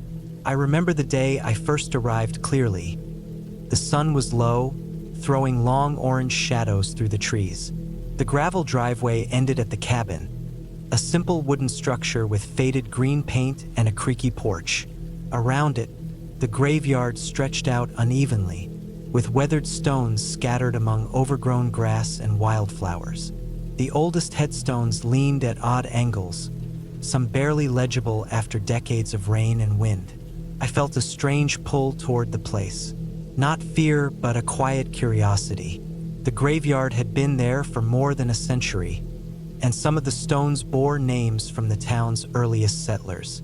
I figured that living so close to that history might inspire me somehow. Inside, the cabin was modest but comfortable. 2 small rooms, a living area with a stone fireplace, and a bedroom with a narrow bed and a desk. The air smelled of pine and old wood, mixed with a faint scent of damp earth. Mr. Harlan had left a few cans of beans and some firewood stacked by the door. Electricity came from a small generator that ran only during the day, so nights were dark except for candlelight and the occasional flashlight beam. For the first week, I mostly kept to myself. I spent the days exploring the woods, writing notes for articles about local history, and sitting by the graveyard at dusk, watching the light fade and the shadows grow longer. There was a peacefulness in the quiet that I hadn't felt in years. But after about 10 days, things started to change. One evening, I was sitting on the porch with a book, the sky painted deep purple, when I noticed movement near the edge of the graveyard. At first, I thought it was an animal, a deer or maybe a stray dog, but the figure was upright, walking slowly between the headstones. I put down my book and squinted. The figure was wearing a dark jacket and jeans, with a hat pulled low over the face. There was something off about the way they moved, too careful, almost like they were watching for something. I watched them until they disappeared into the forest behind the graveyard. I didn't think much of it. The woods were used by hunters and hikers, and sometimes people walked through the graveyard. But that night, I kept hearing noises I hadn't heard before. The crack of twigs, soft footsteps around the cabin, and sometimes the scraping of something heavy dragging across the ground. I chalked it up to my imagination and the natural sounds of the forest. A few days later, while I was gathering firewood, I found footprints near the cabin. They were fresh, pressed deep into the soft earth, and led from the woods to the cabin, then back again. The size and shape suggested a man's boots, but there were no signs of anyone at the cabin when I checked inside. I made sure to lock the door and windows that night. The graveyard looked ominous under the moonlight, but I felt safe inside the cabin's thin walls. Still, the noises kept me awake. The soft, repetitive tapping against the window, the rustling leaves just beyond the porch, the faint thud of something hitting the side of the cabin. I tried to convince myself it was an animal or the wind, but deep down, I knew something was wrong. One afternoon, I decided to walk through the graveyard again, hoping to clear my head. The sun was bright, casting sharp shadows. As I passed the oldest graves, I noticed fresh footprints among the older ones. They were different from the ones near the cabin. Smaller, more erratic, as if someone had wandered through the stones without care. I followed the tracks to the edge of the graveyard and into the trees, where I stumbled across a small clearing. There, I saw something that chilled me. A shallow hole, freshly dug, with overturned dirt and broken branches scattered around. It looked like someone had started digging a grave but had stopped halfway. I looked around, heart pounding. There were no tools nearby, no footprints leading away in a hurry. Just the hole staring back at me like a dark mouth. I hurried back to the cabin, feeling eyes on my back the whole way. That night, I couldn't sleep. I kept the fireplace burning low and sat by the window with a flashlight. Around midnight, I heard footsteps outside, slow, deliberate. The light from my window caught the edge of a dark figure moving near the graveyard fence. I held my breath as the figure stopped and looked in my direction. For a moment, I thought they might call out or wave, but instead, they turned and vanished into the woods. I didn't sleep a wink that night. The following morning, I found a note pinned to the cabin door with a rusty nail. The paper was old and crumpled, with uneven handwriting that looked like it had been written quickly. It said, *, leave this place. You don't belong here. *, my hands shook as I read it. Whoever had left the note had to have been close, maybe even watching me right now. I thought about packing up and leaving immediately, but something kept me rooted to the spot. Maybe it was stubbornness, or maybe I wanted to prove I wasn't afraid. For the next several days, I took extra precautions.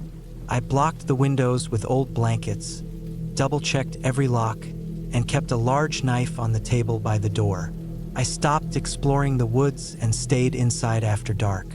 Despite all that, the feeling of being watched never went away. One evening, I heard the unmistakable sound of footsteps on the porch. I froze, gripping the knife. The door handle rattled briefly but didn't turn. After a few minutes, the footsteps moved away slowly. The next day, I found deep scratches on the wooden door, like someone had tried to claw their way inside. I reported the incident to the local sheriff, but he said the area was known for teenagers playing pranks, or maybe a hunter who lost his way. He advised me to stay alert but not to worry too much. Weeks passed and the tension built. I became more and more isolated. Every noise made me jump. Every shadow seemed to shift. One rainy afternoon, the power from the generator failed completely. The cabin plunged into darkness. I lit candles but felt trapped by the blackness pressing against the windows. Then I heard it, the low sound of a vehicle approaching on the gravel driveway. I peeked out and saw a dusty pickup truck parked outside. A man got out, middle-aged, rough face, eyes scanning the graveyard. He didn't speak, just stared at the cabin and then the stones around it. I stepped outside carefully, holding the knife loosely. The man motioned toward the graveyard and said something, but I couldn't hear clearly. He pointed toward the clearing with the dug-up hole. Curious and a bit desperate for answers, I followed him through the wet grass to the site. He explained, without any sugarcoating, that the graveyard had been the center of an old feud between families, property disputes, fights, and some violent crimes that had never been fully solved. The dug-up hole, he said, was probably someone trying to hide evidence or retrieve something long buried. He warned me that sometimes people came out here at night looking for revenge or valuables. He told me to be careful and, if anything felt wrong, to leave before things got worse. After the man left, I decided I wouldn't wait around to find out what might happen next. I packed my things that night and left at first light. Driving back toward town, the graveyard faded behind me, wrapped again in silence and shadow. Looking back, I realized the graveyard cabin wasn't haunted by ghosts, but by people with unfinished business and grudges that had passed down like a curse. The quiet place had hidden danger, not supernatural but real and threatening. I never went back and I still avoid that road. The memory of those scratched doors, the warning note, and the man in the truck reminds me that sometimes the scariest things aren't stories told around a campfire. They're the ones that happen when you least expect it, in places where no one wants to look too closely.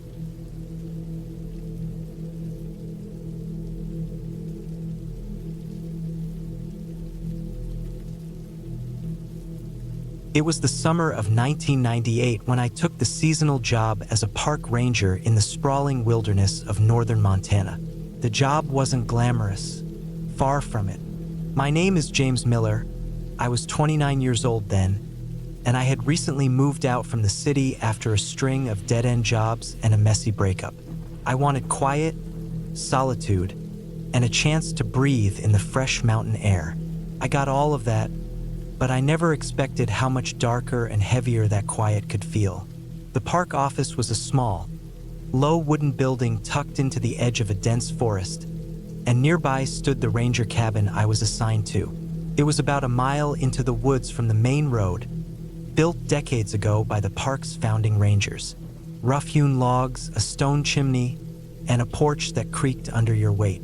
No electricity inside, just a propane lantern and a wood stove. I carried everything I needed on my back during the first trip out.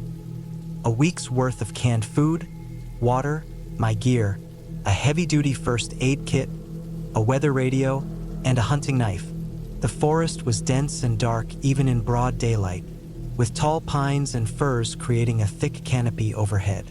The smell of wet earth and pine needles was everywhere, mixed with the occasional sharp scent of wood smoke from my own stove. Around the cabin, the trees closed in tightly, and beyond the narrow trail, the land dropped sharply into a canyon. The only sounds were the distant cry of a hawk or the rustle of small animals moving through the underbrush. My job was simple but demanding. Patrol the park boundaries, check for signs of illegal logging or poaching, report any hazards to the main office, and keep an eye on the wildlife populations. Most days passed quietly, with only the occasional bear or deer sighting. The only people I saw were a few hikers or fishermen passing through during the day. At night, the forest belonged entirely to me. The first few nights were uneventful, save for the usual sounds of the wilderness. Owls hooted in the distance. Insects buzzed and chirped relentlessly. The wind sometimes picked up and rattled the cabin's old windows. But then, about a week in, things started to shift. It was just after sunset when I heard it the first time. A faint, rhythmic thumping coming from somewhere beyond the trees. I stepped outside, lantern in hand, scanning the shadows, but saw nothing. The sound stopped. I convinced myself it was an animal, maybe a woodpecker or a deer knocking against a tree, and went back inside. But the next night, the noise came again. This time it was more distinct, like someone walking slowly through the brush, snapping branches underfoot.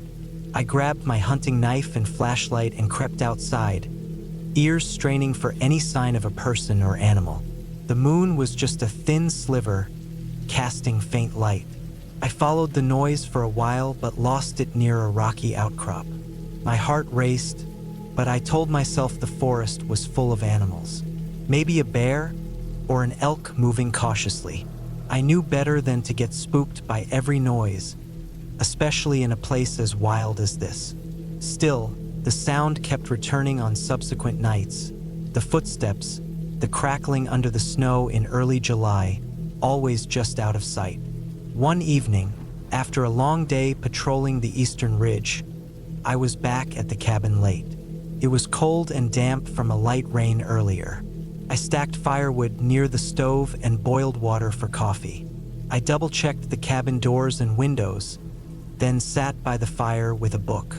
As I turned the pages, the faint crunching sound returned outside, louder this time. I froze. My skin prickled as I listened. The noise was slow, deliberate, coming from the edge of the tree line near the path. Something was walking around the cabin. I grabbed my flashlight and opened the door carefully, peering into the darkness. The beam cut through the mist, illuminating nothing but shadows. I called out, but no answer came. The noise stopped abruptly. That night, I barely slept. Every crack or rustle outside made me tense up. The next morning, I inspected the perimeter of the cabin and found something chilling. Footprints in the damp earth. They weren't animal tracks. Human footprints, size 10, heavy boots, deep impressions. I knew the park was remote and sometimes hunters or hikers ignored the rules, but this was different. Someone had been here at night, without permission, close enough to circle my cabin. I reported it to the main office by radio, but their response was limited. They said they'd send a patrol, but the nearest ranger team was hours away. I was alone out here, and whoever it was knew that. Over the next few days, the trespasser returned several times. I found new footprints, some closer than before. They left trash and even attempted to pry the window frames.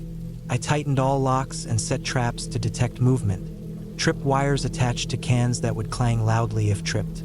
One night, the cans clanged loudly, waking me from a light sleep. I grabbed my rifle and flashlight and crept outside into the pitch black. The beam caught a figure darting behind the trees, too quick to see clearly. My voice was steady, shouting warnings, but the figure vanished into the forest. I knew then it was someone deliberately stalking me, testing my defenses. The weight of being watched in the dark woods was suffocating. I felt trapped and vulnerable in a place where I was supposed to be in control. The last straw came a week later. I was making a final patrol of the area before returning to the main office.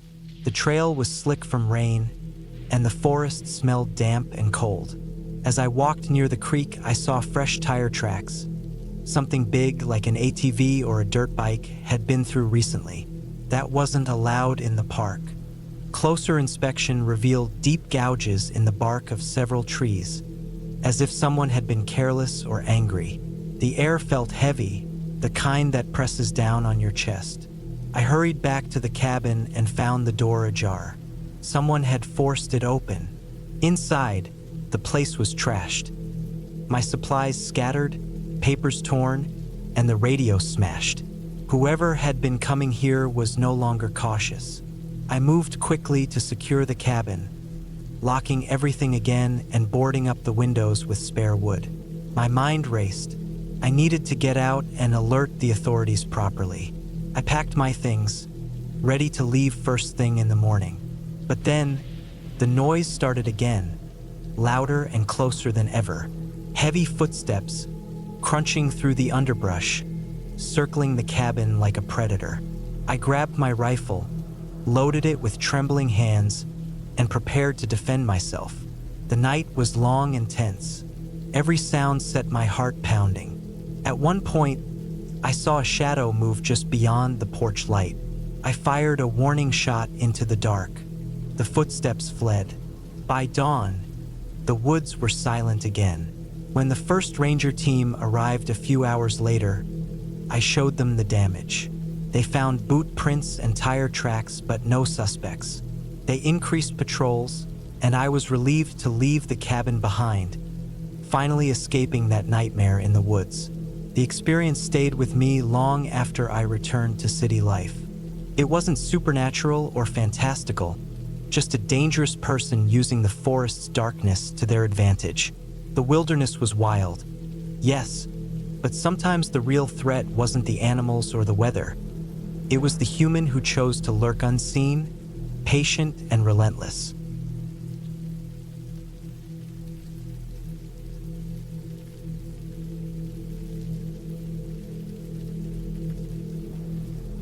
I've been working for Craig for almost 3 years now. He was my boss at a mid-sized tech company in Seattle, and while he was tough and sharp, he wasn't the kind of guy you got close to. Still, when he invited me out to his cabin for a weekend away, I didn't hesitate. Not because I was that eager to spend time with him, but because honestly, I needed the break. The job was draining, and I figured a weekend out in the woods, away from the constant buzz of emails and deadlines, would do me some good. Craig's cabin was out in the Cascades, deep enough that cell service was spotty at best. It wasn't a fancy place, just a simple wooden cabin nestled in a clearing surrounded by thick pine trees and towering mountains. The air smelled of damp earth and pine needles. I remember how the road twisted and narrowed as we drove up, gravel crunching beneath the tires, branches scraping the sides of the truck. Craig's wife, Karen, was quiet on the ride, looking out the window with a tired expression. Her dark hair pulled back in a loose ponytail. The cabin itself was modest but cozy. A stone chimney on the side, windows that looked out onto the trees, and a porch with 2 rocking chairs. Inside, the walls were lined with rough pine paneling, and the floors creaked slightly beneath your feet. There was a big wood stove in the corner and a simple kitchen with old pots and pans hanging from hooks. It felt like a place frozen in time, untouched by the rush of the city. We arrived just as the sun was dipping behind the mountains, casting long shadows through the trees. Craig insisted I take the bigger bedroom upstairs, while he and Karen shared the smaller room downstairs. I wasn't complaining. The bed was firm but comfortable, and I was just glad to have a roof over my head that night. The first evening was peaceful. Craig chopped wood while Karen set up some dinner. I helped out a bit, but mostly just watched the sun go down, the sky turning a deep orange and then fading to blue. After dinner, we sat on the porch for a while. The silence between us wasn't uncomfortable. It was the kind of quiet that felt heavy with things left unsaid. That night, I barely slept. The cabin was cold, even with the wood stove going. Outside, the wind howled through the trees, and every now and then, I thought I heard something. Branches snapping, a distant animal call. The darkness felt thick and close, pressing against the windows. I told myself it was nothing, just the woods being the woods. The next day, Craig wanted to take a hike up the ridge. Karen stayed back, saying she had a headache. We packed some water and sandwiches and set off through the forest. The trail was narrow and steep, covered in loose rocks and fallen leaves. The air smelled of moss and wet stone, and I could hear the rush of a distant stream somewhere below us. As we climbed higher, the trees grew thinner, and the view opened up. The valley stretched out below us, a patchwork of green and gray, with the river winding through it like a silver snake. I was glad for the exercise, but there was something in Craig's mood that day, quiet, almost tense. He didn't say much, just kept his eyes on the path ahead. At the top, we stopped to catch our breath. I remember the cold wind whipping around us, the sky a dull gray, the kind that promised rain. I looked around and noticed how isolated we were, surrounded by nothing but wilderness. It was beautiful, but also a little intimidating. On the way back, the clouds thickened, and by the time we reached the cabin, the first drops of rain were falling. Karen was inside, sitting near the stove, wrapped in a blanket. She looked worse than the day before, pale and withdrawn. Craig handed me a cup of coffee, but his eyes kept darting to the windows, like he was expecting something. That night, the rain came down hard. The cabin creaked and groaned as the wind pushed against it. I was in bed, listening to the storm, when I heard it. A faint noise outside, like footsteps crunching through the wet leaves. I froze, heart pounding. The rain covered the sounds, but I was sure someone was out there. I got up and looked out the window. The porch was slick with rain, the trees bending in the wind. I couldn't see anything, just shadows moving with the branches. I called out softly, but no answer. Craig and Karen were both asleep, or at least pretending to be. The next morning, Craig found some broken branches near the edge of the clearing. Something had been walking through the woods at night. He didn't say much, just nodded grimly. Karen didn't come out of her room. As the day went on, the weather didn't improve.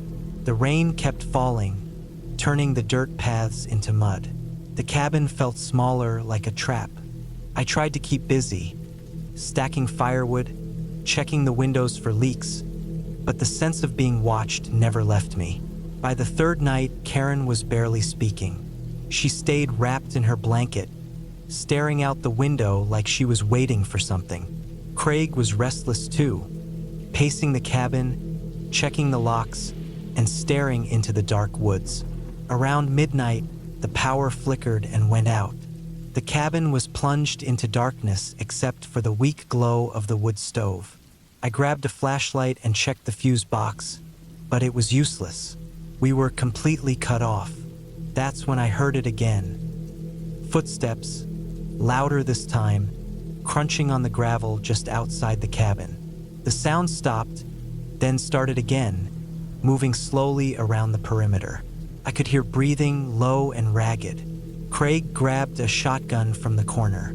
He motioned for me to stay back. The three of us huddled near the door, listening. The footsteps circled the cabin, coming closer, then moving away. Suddenly, the door handle rattled. I saw Craig tense up, fingers tightening on the gun. The handle shook again, harder this time. Karen gasped quietly, but the door didn't open. Instead, the footsteps retreated into the dark. We stayed frozen for what felt like hours, waiting for something else to happen. When morning finally came, the rain had stopped. Craig went outside and found footprints in the mud. Barefoot prints too large to be anyone we knew. The prints led into the forest but disappeared after a few yards. That morning, Karen told us she wanted to leave. She looked exhausted and scared. Craig agreed. We packed up quickly and started back down the mountain. On the drive back, the silence was heavy. The forest seemed less inviting now, like it was hiding something dark. I kept thinking about those footsteps in the night, the way the door handle shook, and the feeling of being watched.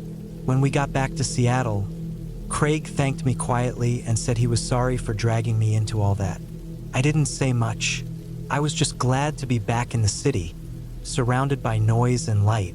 But even now, months later, I can't forget that weekend.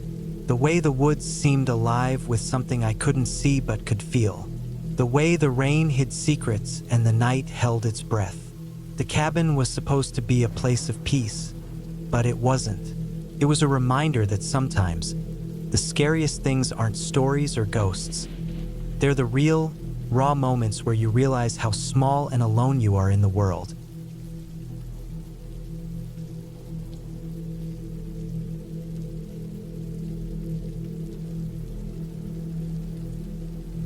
It was the summer of 2008 when I first found that cabin, tucked away deep in the Montana woods, miles from the nearest town.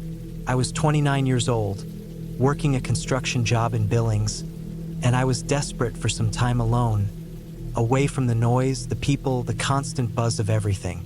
I had grown up in a small city, but always wanted to experience nature the way it was meant to be. Wild, raw, and untouched. The plan was simple. Take a week off, find some solitude, and try to clear my head from the weight of daily life. I packed my old beat-up pickup with camping gear, food, water, and a few essentials. My phone had no signal beyond the city limits, but that was the whole point. I wanted to be off the grid. I'd been told about a small cabin owned by an old man who lived further into the forest but had passed away the previous year. The cabin was left abandoned, with permission from the family to anyone who wanted to use it. The catch was no one had been there for a while and the place was pretty remote. I'd spent an afternoon getting the directions from the local hardware store, drawing a crude map on a scrap piece of paper. The last stretch was a gravel road that ended at a narrow dirt path, barely wide enough for a single car. The sun was still high when I drove off the main highway onto the gravel road, the truck bouncing over potholes and loose stones. Trees grew tall and thick on either side of the road, a mix of pine, fir, and aspen. Birds chirped and squirrels darted through the underbrush. The air smelled like pine resin and damp earth, the kind of smell that makes you feel like you've stepped into another world, far away from concrete and traffic. After about 20 minutes, the gravel ended and the dirt road narrowed. I slowed down to avoid kicking up too much dust. My heart began to race a little when I saw the first signs of the cabin. A faded wooden sign nailed to a tree reading Miller's Cabin. The cabin itself was small and square, built from rough-hewn logs stacked tight. The roof sagged slightly under years of snow and rain, and the windows were dirty, some cracked. A stone chimney rose on one side, stained black at the top. There was a porch with a wooden rocking chair that creaked softly in the breeze. The door hung on rusted hinges. I parked the truck in a clearing nearby, grabbed my pack, and walked over to the cabin. The grass was tall, almost waist-high, and wildflowers dotted the clearing. The woods pressed in all around, dark and silent except for the occasional call of a crow or the rustling of leaves. The air was cooler here, and a faint breeze stirred the pines, sending a faint whisper through the needles. I pushed the door open, and it groaned on its hinges. The inside smelled of must and old wood. Dust coated the furniture, and cobwebs stretched across the corners. There was a small kitchen area with a wood stove, a table with a few chairs, and a rickety bed frame against one wall. The floorboards creaked underfoot. I set my things down and opened my backpack. I had brought canned beans, dried meat, a few granola bars, a portable water filter, matches, a flashlight, and a heavy-duty knife. I also had a small first aid kit and a book to pass the time. I checked the wood stove. It was cold and empty. I went outside to gather some firewood. The woods were dense, but I found some dry sticks and branches under the shelter of a fallen tree. As I worked to start a fire in the stove, the sun dipped lower behind the trees, casting long shadows across the cabin floor. Soon, the room was bathed in a warm orange glow from the firelight. I sat on the floor, leaning against the wall, and listened to the woods. The sound of crickets, the occasional hoot of an owl, the distant bark of a coyote, felt peaceful but also strangely empty. That first night, I slept fitfully. The old mattress was lumpy, and the wind rattled the windows. At one point, I woke to a strange noise, a soft tapping on the window, like fingernails scratching glass. I froze. For a long minute, I sat still, ears straining. The tapping stopped. I didn't see anything outside when I glanced through the dirty glass. Probably a branch, I told myself. The next morning, I decided to explore the area a little. I walked around the clearing, examining the trees and the underbrush. The forest was thick, and the ground was soft with moss and fallen needles. I noticed footprints around the cabin, human footprints, but they looked fresh. I scanned the woods carefully. There was no one in sight. The prints led toward a narrow trail that disappeared into the trees. Curious, I followed it for a few hundred yards until it ended at a small stream. The water was cold and clear. I filled my bottle, taking a long drink. Something about the footprints unnerved me, but I tried to ignore it. Maybe someone had come here recently, maybe a hunter or another visitor. That afternoon, I worked on cleaning the cabin a bit, sweeping dust off the floor and wiping down the windows. I noticed the wood had begun to rot in some places, and the roof looked like it might leak if it rained.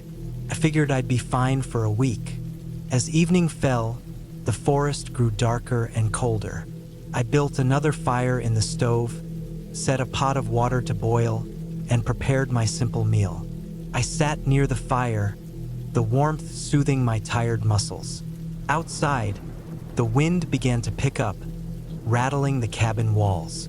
I could hear the branches scraping against the roof, the faint creak of the trees swaying. I felt a sudden chill, the kind that comes from knowing you are utterly alone in the world.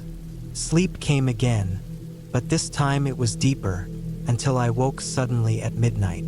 The cabin was silent except for the crackling fire.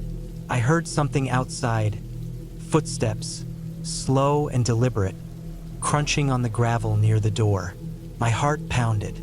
I reached for my knife. The footsteps stopped. I held my breath. After what felt like an eternity, I crept to the window and peered outside. The clearing was empty. No sign of anyone or anything. I told myself it was just an animal, a deer or a raccoon, but the footsteps had been too heavy. I locked the door and sat back near the fire, eyes wide, waiting for dawn. The next day, I found more footprints. They were closer now, circling the cabin, sometimes stopping right at the edge of the clearing. I gathered my things, thinking maybe I should leave, but the road was muddy from last night's rain, and the truck might get stuck. I decided to stay but be ready. As the sun went down, I boarded up the windows with old planks I found in the shed, hoping to keep whatever was out there away. Night came, and with it, the sounds grew louder. Scratches on the wood, footsteps pacing back and forth outside, the howl of a distant animal. Sleep was impossible. By the third night, I was exhausted and paranoid. I barely ate, constantly listening for any sign of movement. At one point, I saw a figure outside, just beyond the tree line. A man tall, wearing dark clothes and a hat pulled low over his face. I froze. He didn't move, just watched. Then he disappeared into the woods. I realized I was not alone in the forest. The following day, I debated calling for help, but I had no signal, no way to reach anyone. I thought about hiking back to the main road, but the woods were dense, and I didn't want to get lost. So I waited. The man came again that night, closer this time.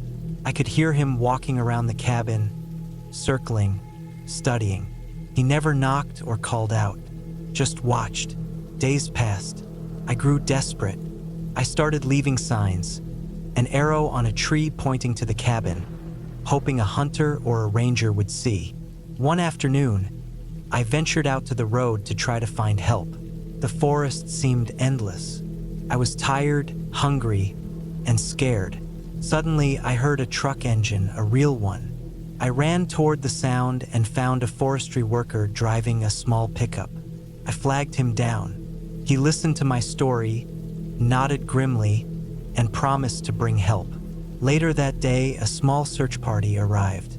They found the man, a fugitive hiding out in the woods, living off the land, watching the cabin for weeks. He was arrested without incident. The cabin was cleaned and secured. I left the forest with a new respect for the wilderness and the strange things that happen when you are truly alone. The weeks that followed, I tried to forget the fear, but the image of that dark figure lingered in my mind. I never returned to the cabin.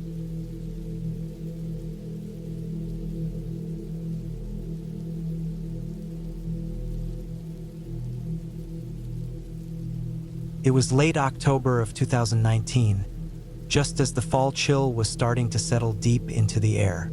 I had been driving for hours, the road winding through the backwoods of northern Vermont, a place I'd only been to a few times before. My destination was nowhere special, just a small town called Pine Hollow, and more specifically, the dirt road leading to my ex-husband's cabin. I hadn't planned to go there. In fact, I hadn't been back this way since we split up almost 3 years ago. But life has a way of bringing you places you try to avoid. And this time, it was a mixture of curiosity and unresolved feelings pushing me forward. The sun had set a good hour ago, and the moon was still hiding behind thick clouds, leaving only a dull gray haze over the landscape. The road was narrow, covered with fallen leaves, and mostly forgotten by the locals.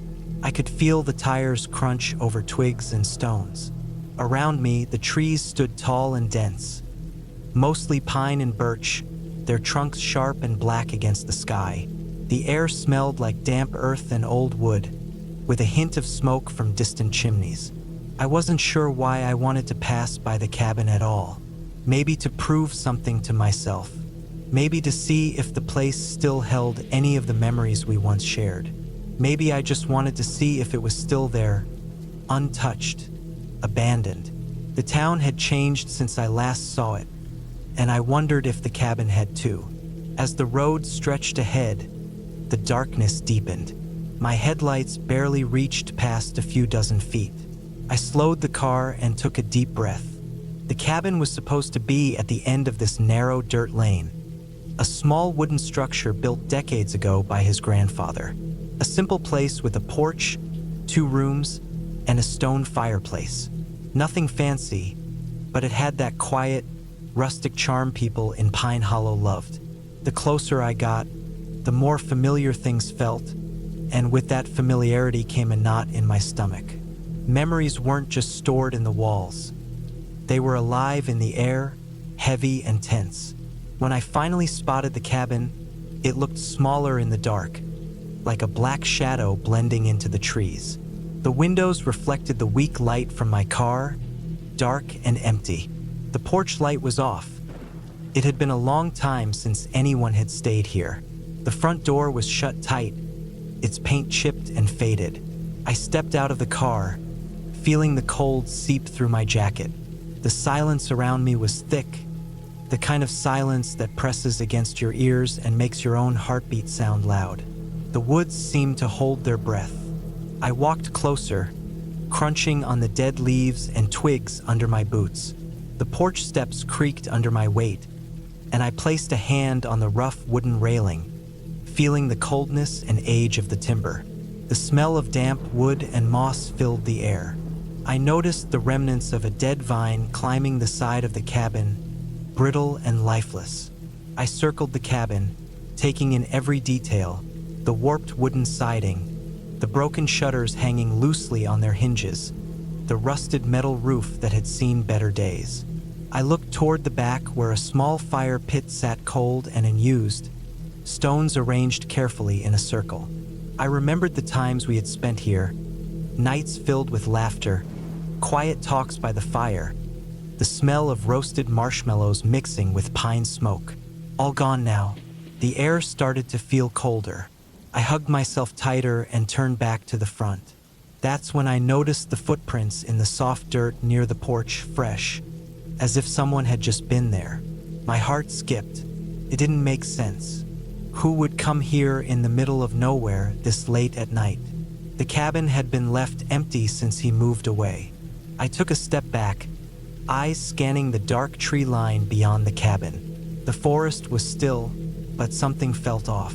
The shadows seemed thicker, deeper. I couldn't shake the feeling of being watched.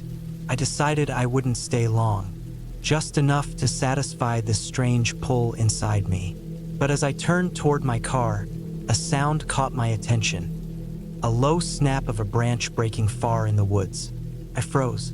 No wind, no animals nearby, just that sharp crack.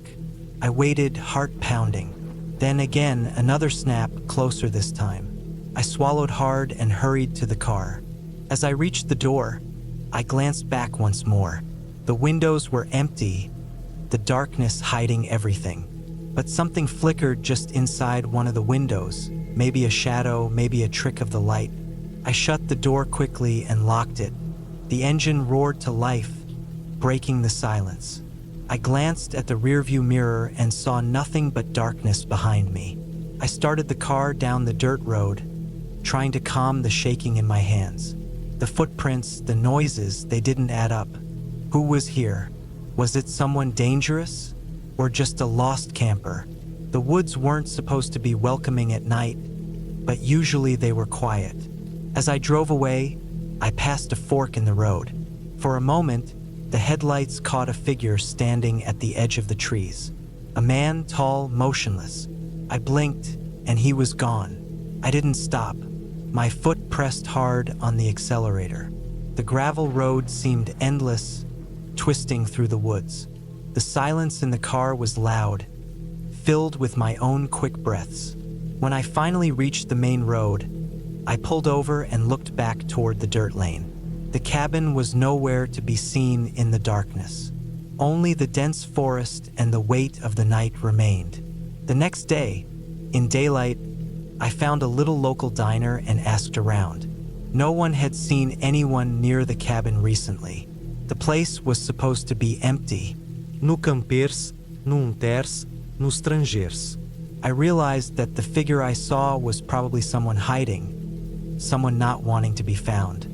Maybe the place was a meeting spot for people with secrets. Maybe the footprints were from that person. Whatever it was, it didn't feel like a place for old memories anymore. It was a place that held something darker, something that wanted to stay hidden in the night.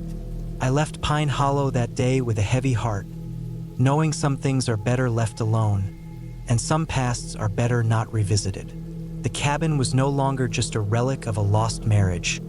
It was a reminder that the woods keep their own secrets, and some of them come alive when the lights go out.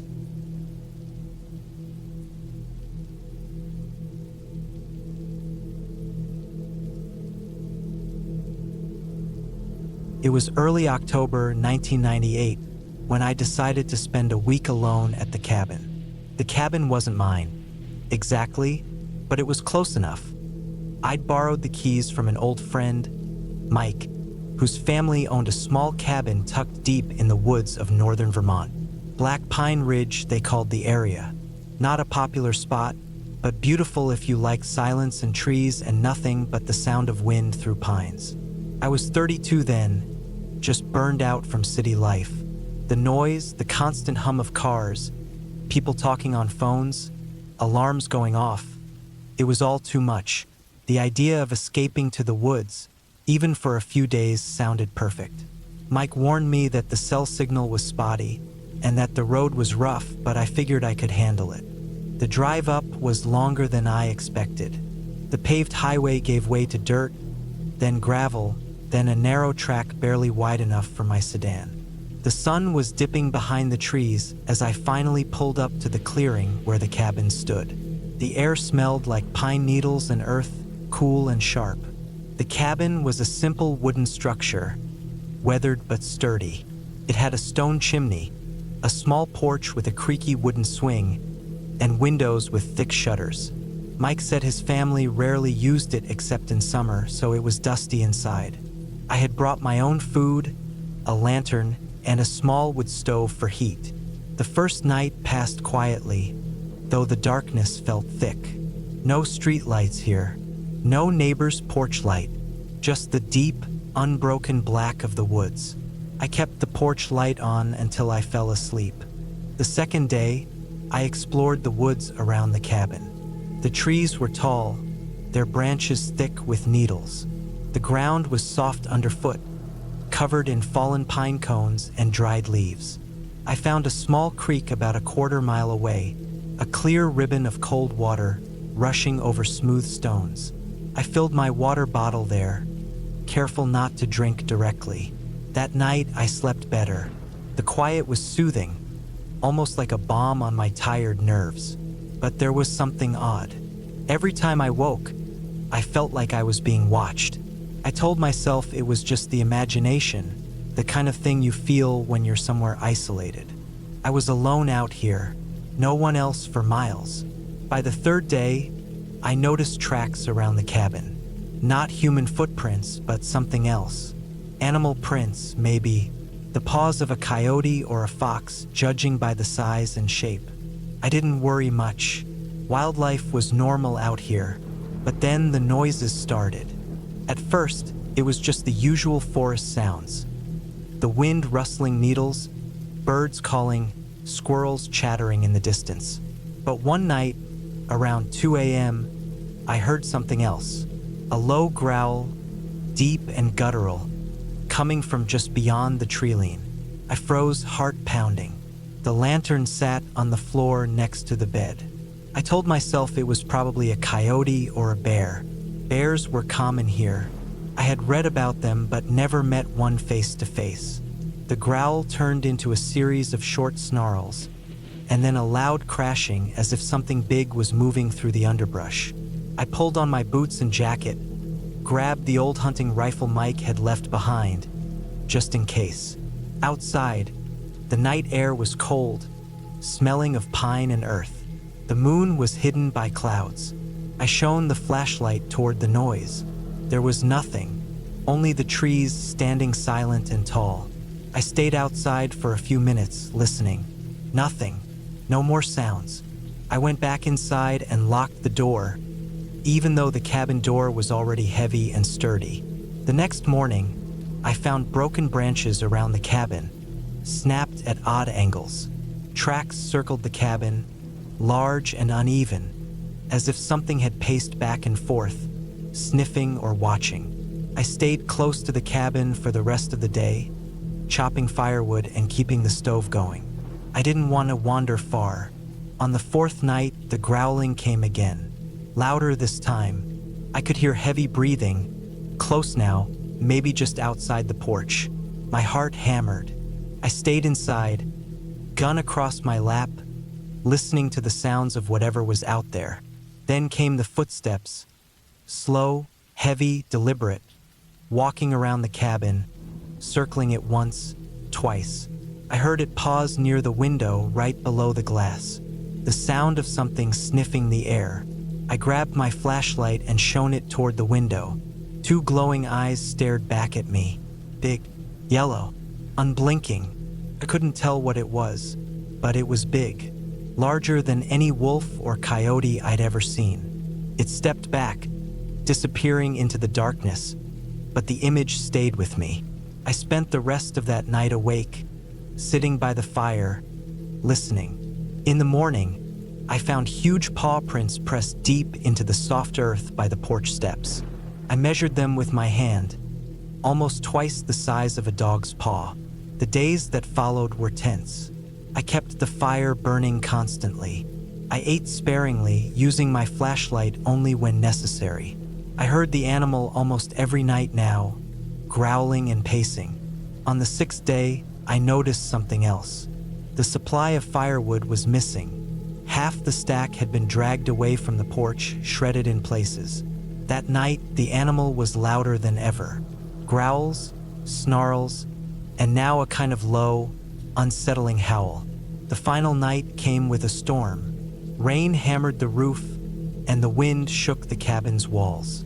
I sat close to the stove, wrapped in a blanket, rifle close by. The animal's noises were drowned out by the storm. Then I heard it, scratching at the door, sharp claws raking wood. I froze, heart in my throat. The door was locked, but I could hear heavy breathing, the scrape of claws. Suddenly, the door shook, hard. The cabin trembled as the animal pushed against it, trying to get in. I grabbed the rifle, took aim at the door. The door cracked. A huge, shadowed shape appeared, silhouetted against the lightning flashes outside. I fired. The animal yelped, stumbled back. The door held. I fired again. Then silence. The storm eased by dawn. I stepped outside, rifle raised, ready for anything. On the porch, I found the tracks, deep, huge, and splattered with blood. The animal was wounded, or worse. I knew I couldn't stay. I packed my things fast, leaving behind the food and most of my gear. The drive back was tense. Every noise made me look over my shoulder. When I finally reached the highway, cell service returned. I called Mike and told him what happened. He told me the stories his grandfather told about a large predator, something not quite normal, a bear or wolf maybe, but different, larger, more cunning. No one had seen it for years, but the legend lingered. I never went back.